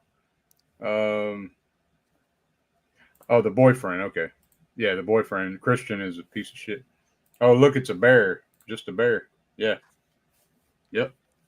I mean that, like, where you've got Pele as well, because he said something to Danny, doesn't he? He says something about he lost his parents in a fire, I believe. Yeah. But he don't tell her how. No, that's all manipulation. That's manipulation, isn't it? Right? Yeah. It has to be, because he's got this strange thing for her as well, where he kisses her like longer than he should at one point, doesn't he? And I think he holds her hand, and she says, "Look, my boyfriend Christian's going to be walking through that door any minute soon." So he's kind of got the hots for her, but has he got the hots for her? That's the thing, or is he just trying to manipulate her? I think he truly does, because I think he sees who she is, and she's a lot like they are, like very. Or she don't have what they have, right? I know it's fucked up and twisted in a with lot the of family ways. aspect. You mean, yeah, I know The way they are in a lot of ways is fucked up, we think, but her own family, I guess, didn't give that to her, and she still don't have that with Christian. Exactly. And that's what Pele's letting her know, like, you know, he's really, you know, working his way in there. He's running the game on her. Yeah. Like, she's just you know, this tormented soul, isn't she, all the way through? And you kind of really feel sorry for her as well, the way the fucking boyfriend's treating her and everything. But yeah, it's kind of she just stands out for me. Like she's just an amazing performance. for sure. I think everybody does a great job. Yeah, even the boys, man. You know, they all got their own, little quirky parts of their characters. You got Mark pissing on a ancestral tree where they put the dead people's ashes, and they're like, Pele's like, you wouldn't piss on a gravestone, would you? You know? I know, yeah, that's a fucking great scene, man. And he's just oblivious. And he's just like, what? I had to pee. Like, yeah. Because to him, it's just this tree that's fucking falling down, isn't it? It's like this dead tree. Yeah. But yeah, man. There's so much to say with this film as well, you know. So I'm trying to work out where we're up to now. So that's right. Pele convinces Danny to stay, doesn't she? Because she's creeped out by all the practices and all the fucking stuff that's been going on. And she's having this weird. She has this weird nightmare of Christian leaving her. That's right. Yeah. And she keeps seeing her sister too. We didn't bring that up. She keeps seeing like the ghost of her sister. She even sees her parents come out of the crowd at one point when she's on the trip. Like, right. Because they keep feeding them, like, they keep feeding them these hallucinogenics, right? Like, right. Yeah. And you think the whole shit, you know? Exactly. Yeah. You think it's just done randomly, but it's not. It's all for a purpose. Right. Kind of like the fucking Manson thing as well, you know? Because isn't that what he used to do? Just to like, yeah, they are. Because he would pretend to take the drug as well, but not take it. So he's in complete control. But yeah, man, it just got me thinking of Manson. I don't want to go off on a tangent like that. No, you're good. But I guess do you want to go ahead and just go through it, the rest, like all the way? It's up to you, man. Do you wanna? Yeah, I've got all the time in the world. If right. Let's. We don't have to go scene for scene, but we can go through the big ones if you want. Okay.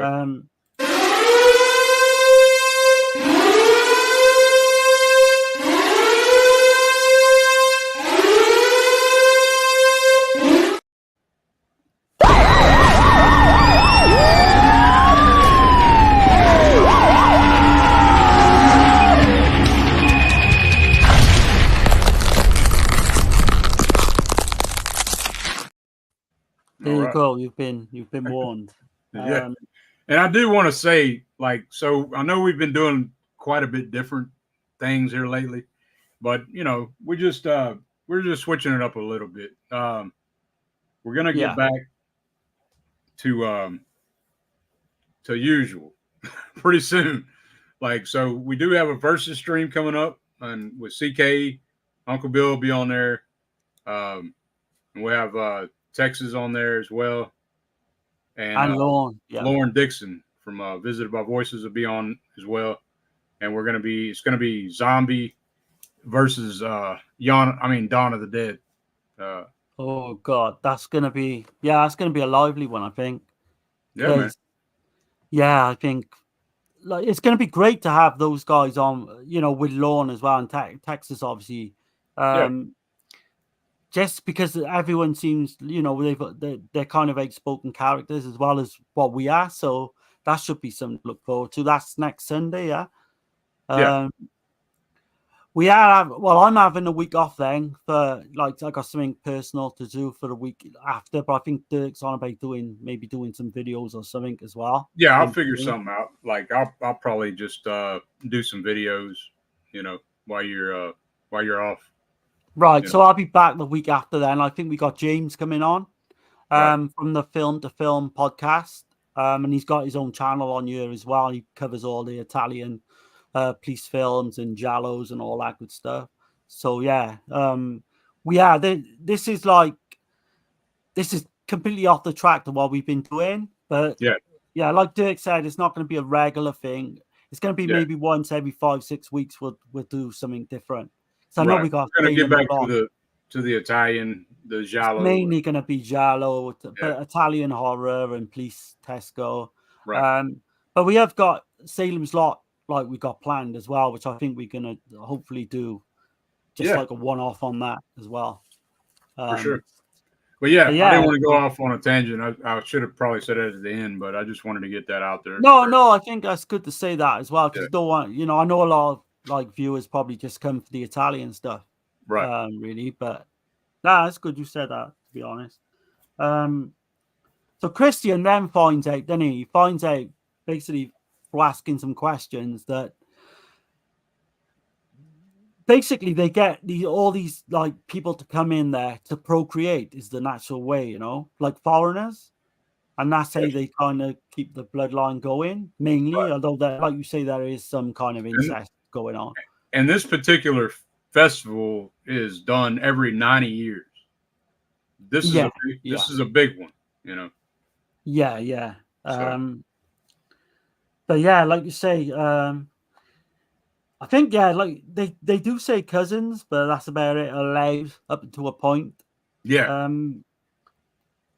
Josh is then showed all these like secret texts, like they're written by the character I meant to say was Ruben, the deformed character. That's his name. Ruben. But yeah, there's some weird shit goes on then, because even Christian finds some kind of pubic hair in his pie when they're all sat around to have their food. There's a meat pie, but then again, you saw that tapestry, right? Yeah. Murals. Yeah. I mean, that one's clear. It's right in your face what it's showing. I seen the tapestry, but until you mentioned it earlier, I didn't know it was the whole film mapped out, which is kind of really fucking interesting, to be honest. Yeah, he's putting it in your face if you're like, you know, it takes multiple watches to see that shit. Absolutely, yeah. Like you say. And it's kind of like worked out that it's the redhead girl's pubic hair as well. It's some kind of fucking things like picking him out. Do you know what I mean? It also looks like something that happens regularly. You know what I mean? Yeah. Because on the murals, it's not the girl that you see that's doing that. She's cutting her pubic hair and putting it in. Yeah. It's not a redheaded girl on the mural. You know what I mean? Like, so I guess. Yeah, the way. Yeah. Go on. It's all ritualistic, basically. Everything damn near, you know. So yeah, I was gonna say the way I see it is every so often members of this cult have to go and get these foreigners to come in. Obviously, this is just one cycle of that, but it's been going on for years or whatever, yeah. Right. And years to come as well. And they're extremely nice. You notice how nice they are? Yeah. So it's like Uh, like one big happy family, like, you know? yeah, Um, until all that strange shit starts going on. But do you notice how they've got such a hold on the characters as well that they all stay, even though a lot of them do want to get away? yeah. Uh, well, the two English couple do, don't they? Well, so we think. They try to get away, They try to get away, yeah. and then they give Connie a bullshit ass story, right?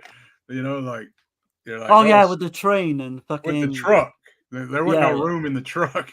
That's Like, right, yeah, yeah. there ain't no room in the truck, really? And she says, doesn't she, I could have sat on his lap, anything. And then Yeah, you know by this point anyway, the things are fucking going the way they're gonna go. right. Like Josh tries to like take fucking pictures, then he get up in the middle of the night and tries to take pictures of this sacred text. And then Yeah, you and just know that he's been told yeah, no, hell no. yeah. So you know But that's to his me, fucking death now. to Like, me, everybody that Pele brought in, and everybody Ingmar brought in, they were gonna die anyway. yeah. They're Right, fucking, yeah. they're dead anyway. It's just, you know, Absolutely, yeah. I think Simon gets it the fucking worst though. Like, cause I don't know, Mark gets it pretty bad as well, because even though we don't see it, you know, when Josh fucking sees that fucking one character come with the fucking mask of fucking, you know, his friend, that's pretty fucked, man. yeah, Mark got it pretty bad too. But the Blood Eagle is done to Simon, and you know what Oh god, yeah. that Blood Eagle, you know what that is? No, go on. That's an old fucking death, man. Like they do it, and you're alive when it's done to you. I was gonna say he's still breathing, isn't he? Yeah. No, he wasn't breathing. That was just from Well, wasn't he? I thought he was meant to be alive. No, that was Christian tripping. That's his trip. Okay. That's why his shit with that you seen the flesh Yeah. breathing. That's just for Christian tripping, like seeing that shit. Right. So it's he's right. dead. Yeah. But yeah, Blood Eagle's pretty bad. Ever you get a chance, look it up. It's an old Viking death.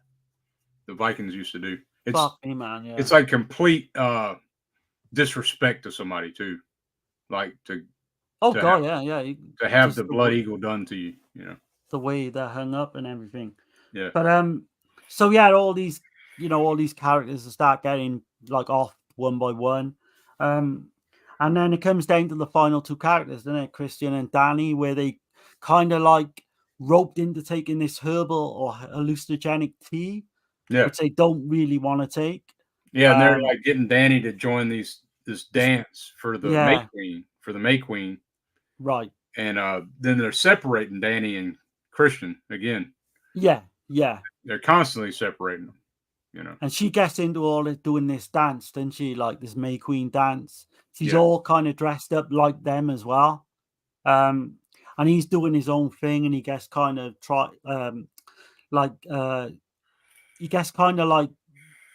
what's the word? Like you got to go in basically and see these people or see this one member of the family who tell him, you know, about the procreation and he thinks he's in trouble.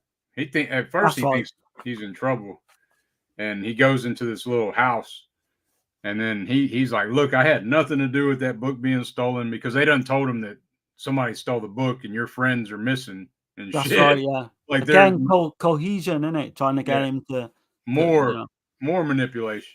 Right. Yeah. And the girl had already like picked him out. You know, she put like a rune stone under his bed as well. It's like a love stone or something. You see how she's looking at him too? Yeah. She's looking all evil as shit, like with that rune stone in her hand, just like rocking and like I don't know, man.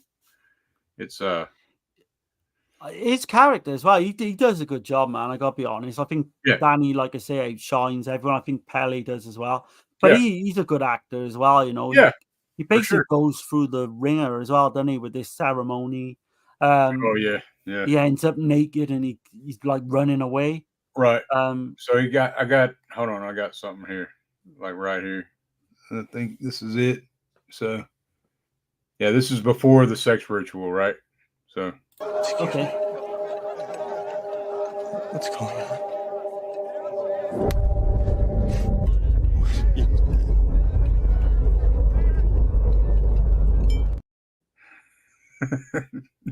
Right. Yeah. And then this is at the sex ritual. I just had to include it, man. It's just so damn funny, man. But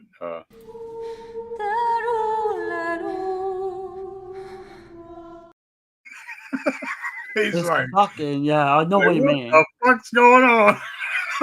It's, you notice with the character's eyes as well look funny, don't they? Like Yeah. Christian, Yeah, his but eyes kind of you like gotta think he's bulge. tripping balls too, right? Yeah. Tripping his balls off, and then like while he's having sex with the girl or whatever, then you got some other woman behind him pushing on him like Yeah, and they're all singing and yeah, fucking like, and all these other women as well, all yeah, different ages. Like, you know, some of them are in their 40s and 50s and beyond.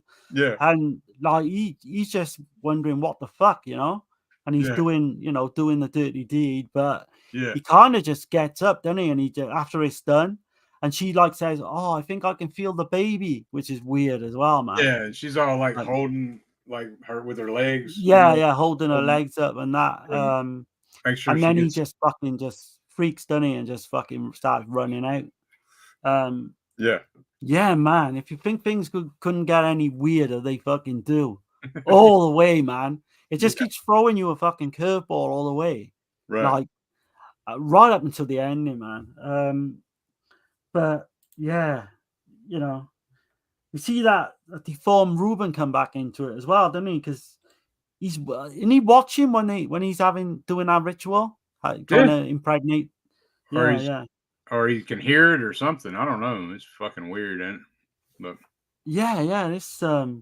It's really strange, man.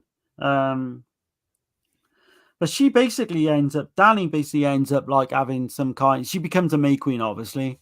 She yeah, has some kind of panic attacks, and didn't you she? I can think. even tell that that's fixed too, right? Yeah, of course, that was their main goal. She was meant to be. That was meant to happen. She was going to be the queen. But one thing that still fucks with me though, when I've seen this, like I said, I've seen the film like 5, 6 times now. When she starts speaking Swedish, Yeah. like I still don't understand that shit. Is that just her in her own mind thinking that shit? You know? That's Or, the only part that could be supernatural in any way. yeah, Maybe, I don't know. but Yeah, possibly. Maybe she's picked up on the language to a certain degree. I don't know. I don't know, man. She starts Anything's speaking possible. fluent Swedish, so like that's Yeah. pretty Yeah. nuts. But yeah, So when Christian flees, he sees fucking like Josh's leg in this flower bed. And then, like you say, you got Simon in this like blood eagle. Like, it is fucking crazy. And this look old up. guy paralyzes him, doesn't he? He blows some kind of powder on him and paralyzes him. Yeah. That's Definitely. never really explained, but it's fucked up, man. Yeah, Yeah.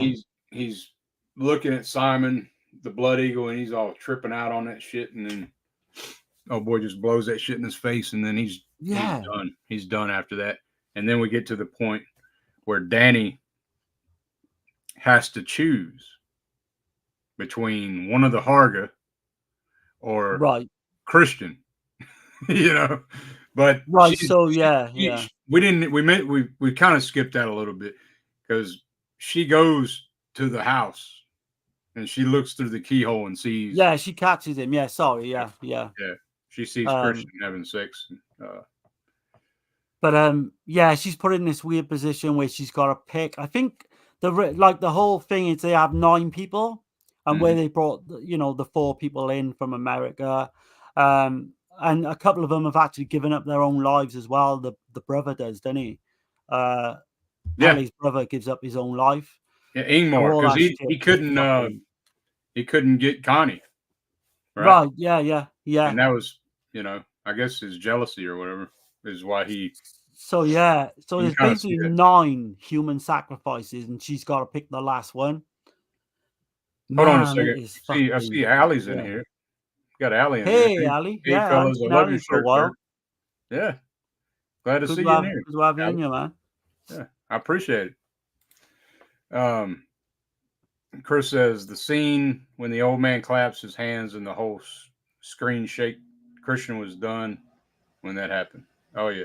Yeah, it's it doesn't end well for fucking. I No. was gonna say for anyone, but kind of like Danny's kind of, I don't know if we're Chris gonna give says, away the end. "You gents do great stuff. Keep it up. I appreciate it, man." Yeah. This, um, Christian's tea is darker than the others. Yeah, I mean it's menstrual blood in his tea. You know. yeah, because they want him. Yeah, Right. basically they do worse to him than they do to Danny, basically. And Chris C says the plants are moving on the table as well. Oh yeah, yep. Yeah. I just want to catch a chat. Yeah, because she sees all these when she's taking these drugs. She sees all this like grass growing out of her fucking feet. They got like the vines. Yeah, and stuff, and they're all like moving and shit, and even the food on the table's moving, right? Like everything. Yeah. It's like bizarre, man. So she ends up she picks Christian. Yeah, because they do. I was kind of surprised with that. Yeah, they do. They do a lottery, and she still picks Christian. She's like, no. But that was meant to be. Yeah. Yeah. It was always going to be fucking Christian in that side. Yeah, she's been passive the whole film. She's been like the doormat, the piece, Christian's doormat, his back burner chick, whatever, right? Right. And now it's like, it's kind of like the ultimate revenge in a way. I was going to say it's revenge at the highest order. Because all these characters, then certainly Christian's character, this is where the bear comes into play. Like he's put in this bear skin. They're put in this house, very similar to Wicker Man, but in a way, not, if you know what I mean. Yeah. Yeah. But this is done better, I think, because you actually see the fucking reactions of the brother. The two volunteers are in there. You've got the fucking all the guys, who've been fucking killed, and they're all just basically set alight in this house. And that's something I forgot to mention too. In the apartment, like you blink, you miss it. There's two things I'll mention that probably it's a little Easter egg for people that don't know. But like when you see Danny's parents in their bed, I'm going all the way back to the beginning. Yeah. When they're in their bed sleeping, right? Yeah. You'll see Danny's picture on the nightstand. Yeah. And there's like a flower wreath thing on top. Like I didn't pick up on that. I don't think. Yeah, like Danny's May Queen. Like the May head kind of. Yeah. Oh man, I didn't pick up on that. There's that, and then in the apartment where Christian lives, if you look on top of the refrigerator, you'll see a picture of the Scarecrow from The Wizard of Oz. Oh shit, man! Yeah, right. That's what I mean. There's little shit like that throughout. Like Ari Aster does that quite a bit, though, and he does it in Hereditary too. But you'll see. I was going to say, like, to contradict what I said earlier about the A24 films not being rewatchable, I do actually think this one is, because you won't get everything out of it in 5 watches. I don't think. Like, it's just going to get more. You're going to like see more and more as it goes. In terms of the ending, man, it is fucked up. So they set this when they set it fucking alight, and they're all like, because she's kind of like, doesn't she?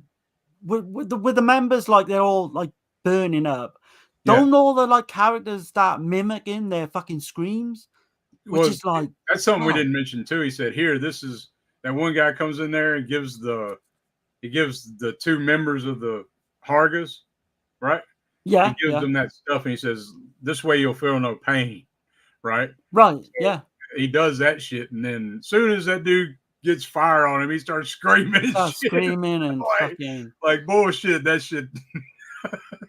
But the reaction of the commune is fucking like they react just like they react to Danny, right? When Danny's crying and screaming, they're reacting to Christian when he's having sex with the girl. They all start fucking, like Chris said earlier, they're all, having orgasm in unison kind of shit, but but it's just dawned on me now that obviously everything's planned in this film, but I just realized now Christian having sex with that girl, Danny was meant to fucking see that, because the final shot is no Maybe. accident. Where I think so, even though the woman says don't go near there. Yeah. I think that was planned, because the Probably final so. shot, like you say, she fucking smiles. And she's fucking, like you say, revenge, man. Right. That's all been manipulated for her to fucking get revenge on Christian. Yeah. Who she's really fucking faithful to throughout most of the film. Rightly so. Even though he's a bit of a douchebag or whatever. And then she's apologizing for shit she shouldn't be apologizing for. Right, yeah. Because like, your boyfriend should be supporting you in every way, you know? Right. She's just needing that. She don't want to be alone kind of deal, I guess. But what I have got to say, right, I think the use of the music in the credits is probably one of the best I've fucking ever seen. The sun don't shine anymore. Yeah. It's so fucking fitting, man. Right. And she's like looks crazy, right? At the end. Yeah, she smiles like really fucking as if she's just mad. But she's all on all the shit they gave her too, you know. Like, yeah. So you gather that the cycle's just gonna keep going and going, and now she's become a permanent member of that sect or family or commune. Yeah. But my question is, what happens to the May Queen? Okay. Don't they say they do it? Yeah, don't they show pictures of them early on in the film, and they say like they just last for a year? Maybe that's just it. And then she becomes maybe a member of that commune, just a normal member. Right. But it's good that he doesn't say all that in a way. Yeah, that's what I'm saying. Makes you think about the film. Makes you wonder, yeah. Yeah, mine a masterpiece. I don't say that lightly. Yeah, one of the best films of the fucking 2000s, if you think about it. And 2019 to come out in 2019, you know, like. Really? You know, I'm all about the slasher film, the giallo film, and all that. But now this and has again, a little bit of that. It has a little with the deaths. Yeah, you get different death scenes, and the characters get off basically one by one. But yeah, this is. I'm glad I seen it because I've always wanted to see it and didn't really have the excuse to do it. Right. A high 8, probably a 9, possibly a 10 to come. You know, it's that way. It went from a 6 first time to an 8. Yeah. High it's an 8 out of 10 for me, for sure. No doubt about it. Yeah. But that could go up, I'd say, for me as well. Yeah. Ari Aster is like, I know everybody's on Ty West right now, but to me, I think he's the best out of the newer directors. Like, you know. Yeah, you know me, I kind of liked Hereditary. I wasn't as big as everyone on it. Yeah. But in terms of like telling a story and directing, like, and all that shit, he's probably the best. I got to read something. Him and Flanagan, I'd say, yeah. Yeah. I got to read something that Martin Scorsese said about Ari Aster. Yeah. So, okay. Hopefully this ain't too long for everybody. So Scorsese says, I'm having to do this like this. All right. I like watching older movies I've never seen. I like revisiting the ones I have seen. I like watching new movies, and I love discovering the work of filmmakers that aren't known to me, particularly young filmmakers that are just starting out. What am I looking for? I'm looking for people with the need to express something. I need you to experience this, not an idea or a theme, as much as a whole experience or a recollection or a profound emotion or a profound emotional impression from which the ideas and the themes emerge organically, so to speak. It's difficult to put into words for a reason because it can only be expressed in moving images and sounds. In other words, cinema.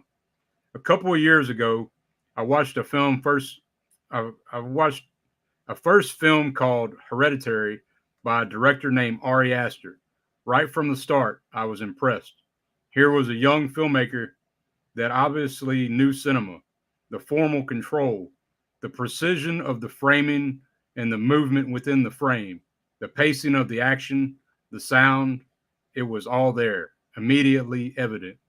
But as the picture went on, it started to affect me in different ways. It became disturbing to the point of being uncomfortably so, particularly during the remarkable family dinner scene after the sister has been killed. Like all memorable horror films, it tunnels deep into something unnameable and unspeakable, and the violence is as emotional as it is physical. Obviously, I was looking forward to Midsommar, which sounded like it was going to be made on a more ambitious scale, shot in a foreign country, bigger cast, slightly bigger budget. Sometimes, in particular cases that I can remember, a relatively successful first picture has led to a more expensive but less impressive second feature. More money sometimes means the possibility of more interference and anxiety and eagerness to please, making the picture less concentrated and more diffuse. So I started watching Midsommar, and very early on, I knew that this was not going to be the case. I don't want to give away anything about this picture because you need to discover it for yourself. I can tell you that the formal control is just as impressive as that of Hereditary, maybe more so, and that it digs into emotions that are just as real and deeply uncomfortable as the one shared between the characters in the earlier picture. I can also tell you that there are true visions in this picture, particularly in the final stretch, that you are not likely to forget. I certainly have it. Martin Scorsese. And that's coming from the master himself. Yeah. I actually agree that I think it is better than Hereditary. I don't think many people probably would say that. Yeah. I prefer Hereditary. Yeah, I've heard that a lot. A lot of people. But this, yeah. I mean, I like them both. But to me, I don't know, man. Hereditary is just fuck. Like you say, that's completely different, aren't they? Like dark and light, and Yeah. even though this is dark, it's done in stark In broad sunlight, daylight, yeah. which kind of makes it more creepy for me, rather than the normal dark. But yeah, this is some film, man. I can't wait to see him. Hopefully everybody that's watching this has seen the movie. I did put the spoiler up, so I did see the numbers people left, so maybe they hadn't seen it or something. But yeah, like I say, I mean, this is a new watch for me anyway. But both of them were so. Nah, go out and watch it, man. Definitely, I think. Yeah. Most horror fans will like it. I can see why some people may not, but if you kind of like The Wicker Man, you know what you're gonna get yourself in for, kind of. It does have the humor. Yeah, man. It has the humor. It does, yeah. Like yeah. It's a twisted dark humor, but I dig it. Is he doing anything at the moment? Is he making any film at the moment, Ari Aster? I'm trying to remember. I haven't heard nothing, but maybe. I heard. I can't remember what it is. Yeah, I can't remember what it is. I saw it but I like Beau is Afraid too. It's fucking way fucking different. Like that's the thing. Each one of his films are way fucking different. They're never. That's not horror though, is it? Is that a horror? It's film? got horror elements, like in some of the parts, like with Beau. Like there's one scene that's it's like horror, but then you're gonna be laughing your ass off. It's fucked up. That's what I was saying. It's a pitch black dark comedy, but I dig it. And I know it's not for everybody. I didn't go to the theater because it's like fucking 3 hours long, and I'm not going to the theater for a 3 hour long movie. But that's the thing with this one, mind. It just flies by. And Beau is Afraid does too. Yeah. Yeah, I think The Witch felt longer to me than Midsommar, and it's twice as long. Midsommar's like nearly 3 hours. The Witch is 1.5. This just flew by, man. And I seen when I first seen Midsommar, it was the theatrical cut. So it's 2 hours and 27 minutes. And, that's right, because I was going to ask you about that. So you said, does it? What scenes are cut then? Can you remember any? I know one scene in particular is the scene at night where they're going to throw the kid in, where that one kid offers himself up Okay, yeah. to get thrown into to be Yeah, sacrificed. we didn't see that. Yeah. Yeah, that's fucked up. And Danny, that's another thing. Danny stops that. I was gonna say, would they have gone through with that because or was it like, No, or was as it soon just as to she like? said something, they all started saying shit. Yeah, they stopped. Yeah, yeah. They all started saying what Danny was saying, just in different ways. Right, because I thought they were just gonna test the girl out to see whether Right. she would go that far but not do it. Yeah. But yeah, probably they would have done it. But she did. Yeah, she stops it. Right. But we missed a few little things like that. But there's Yeah. so much. I mean, it's a film. long ass movie though, man, and there's a lot to it. So, I mean, all the scenes are bangers as well. Like every kind of death scene and all that. hell yeah. But yeah, man, I enjoyed it. Really But yeah, enjoyed man, that one. I enjoyed doing it, man. It's we're gonna, like I said, you know, I'm gonna talk with everyone, make sure we're still on board. But we're supposed to be doing a versus stream next week, Dawn of the Dead versus Zombie. And Man, I can't wait for that. Yeah. I can't. That's gonna be great. Yeah. Especially the Deadput boys as well. yeah, And Tex, Lorne. if he's still in here, Lorne. Take That's gonna be some fucking discussion, I think. right. This has been planned for a while too. So because none of those people as well, like I said, none of them will hold back. They say No. how it is, right. you know. And I think Uncle Bill and CK, I don't know so much with Texas, they do like zombie as well, which we're completely different. We fucking like me, you and Lorne hate Dawn of the Dead, so it's gonna be it's gonna be weird, man. But it's gonna be fun, yeah. Well, yeah, man. I guess we're gonna get out of here, and thanks for everybody chatting it up. Everybody watching, everybody in the future checking this out. If you would consider subscribing, that'd be awesome. If not, then it is what it is. That's cool too, you know. But yeah. We still got Fat Pig the Conqueror in here. What's going on, man? Hey, man. And we got Chris is saying hold on, let me go back a little bit. He says, I think Midsommar is a prequel to Hereditary. Okay. I wouldn't. I don't know about that, but Midsommar and Mandy, great double feature. I've never seen Mandy. It's kind of a cult film in a way. That's Nicolas Cage as well, isn't it? Yeah. Midsommar 8.5 out of 10. Zombie a little better than Dawn, and well, it's Fulci. Yeah. We'll come on to that next week because Zombie's got no right to be as good as what it is. But yeah. All right, the Weekend Murders. Thanks, man. Appreciate you being in here. Yeah.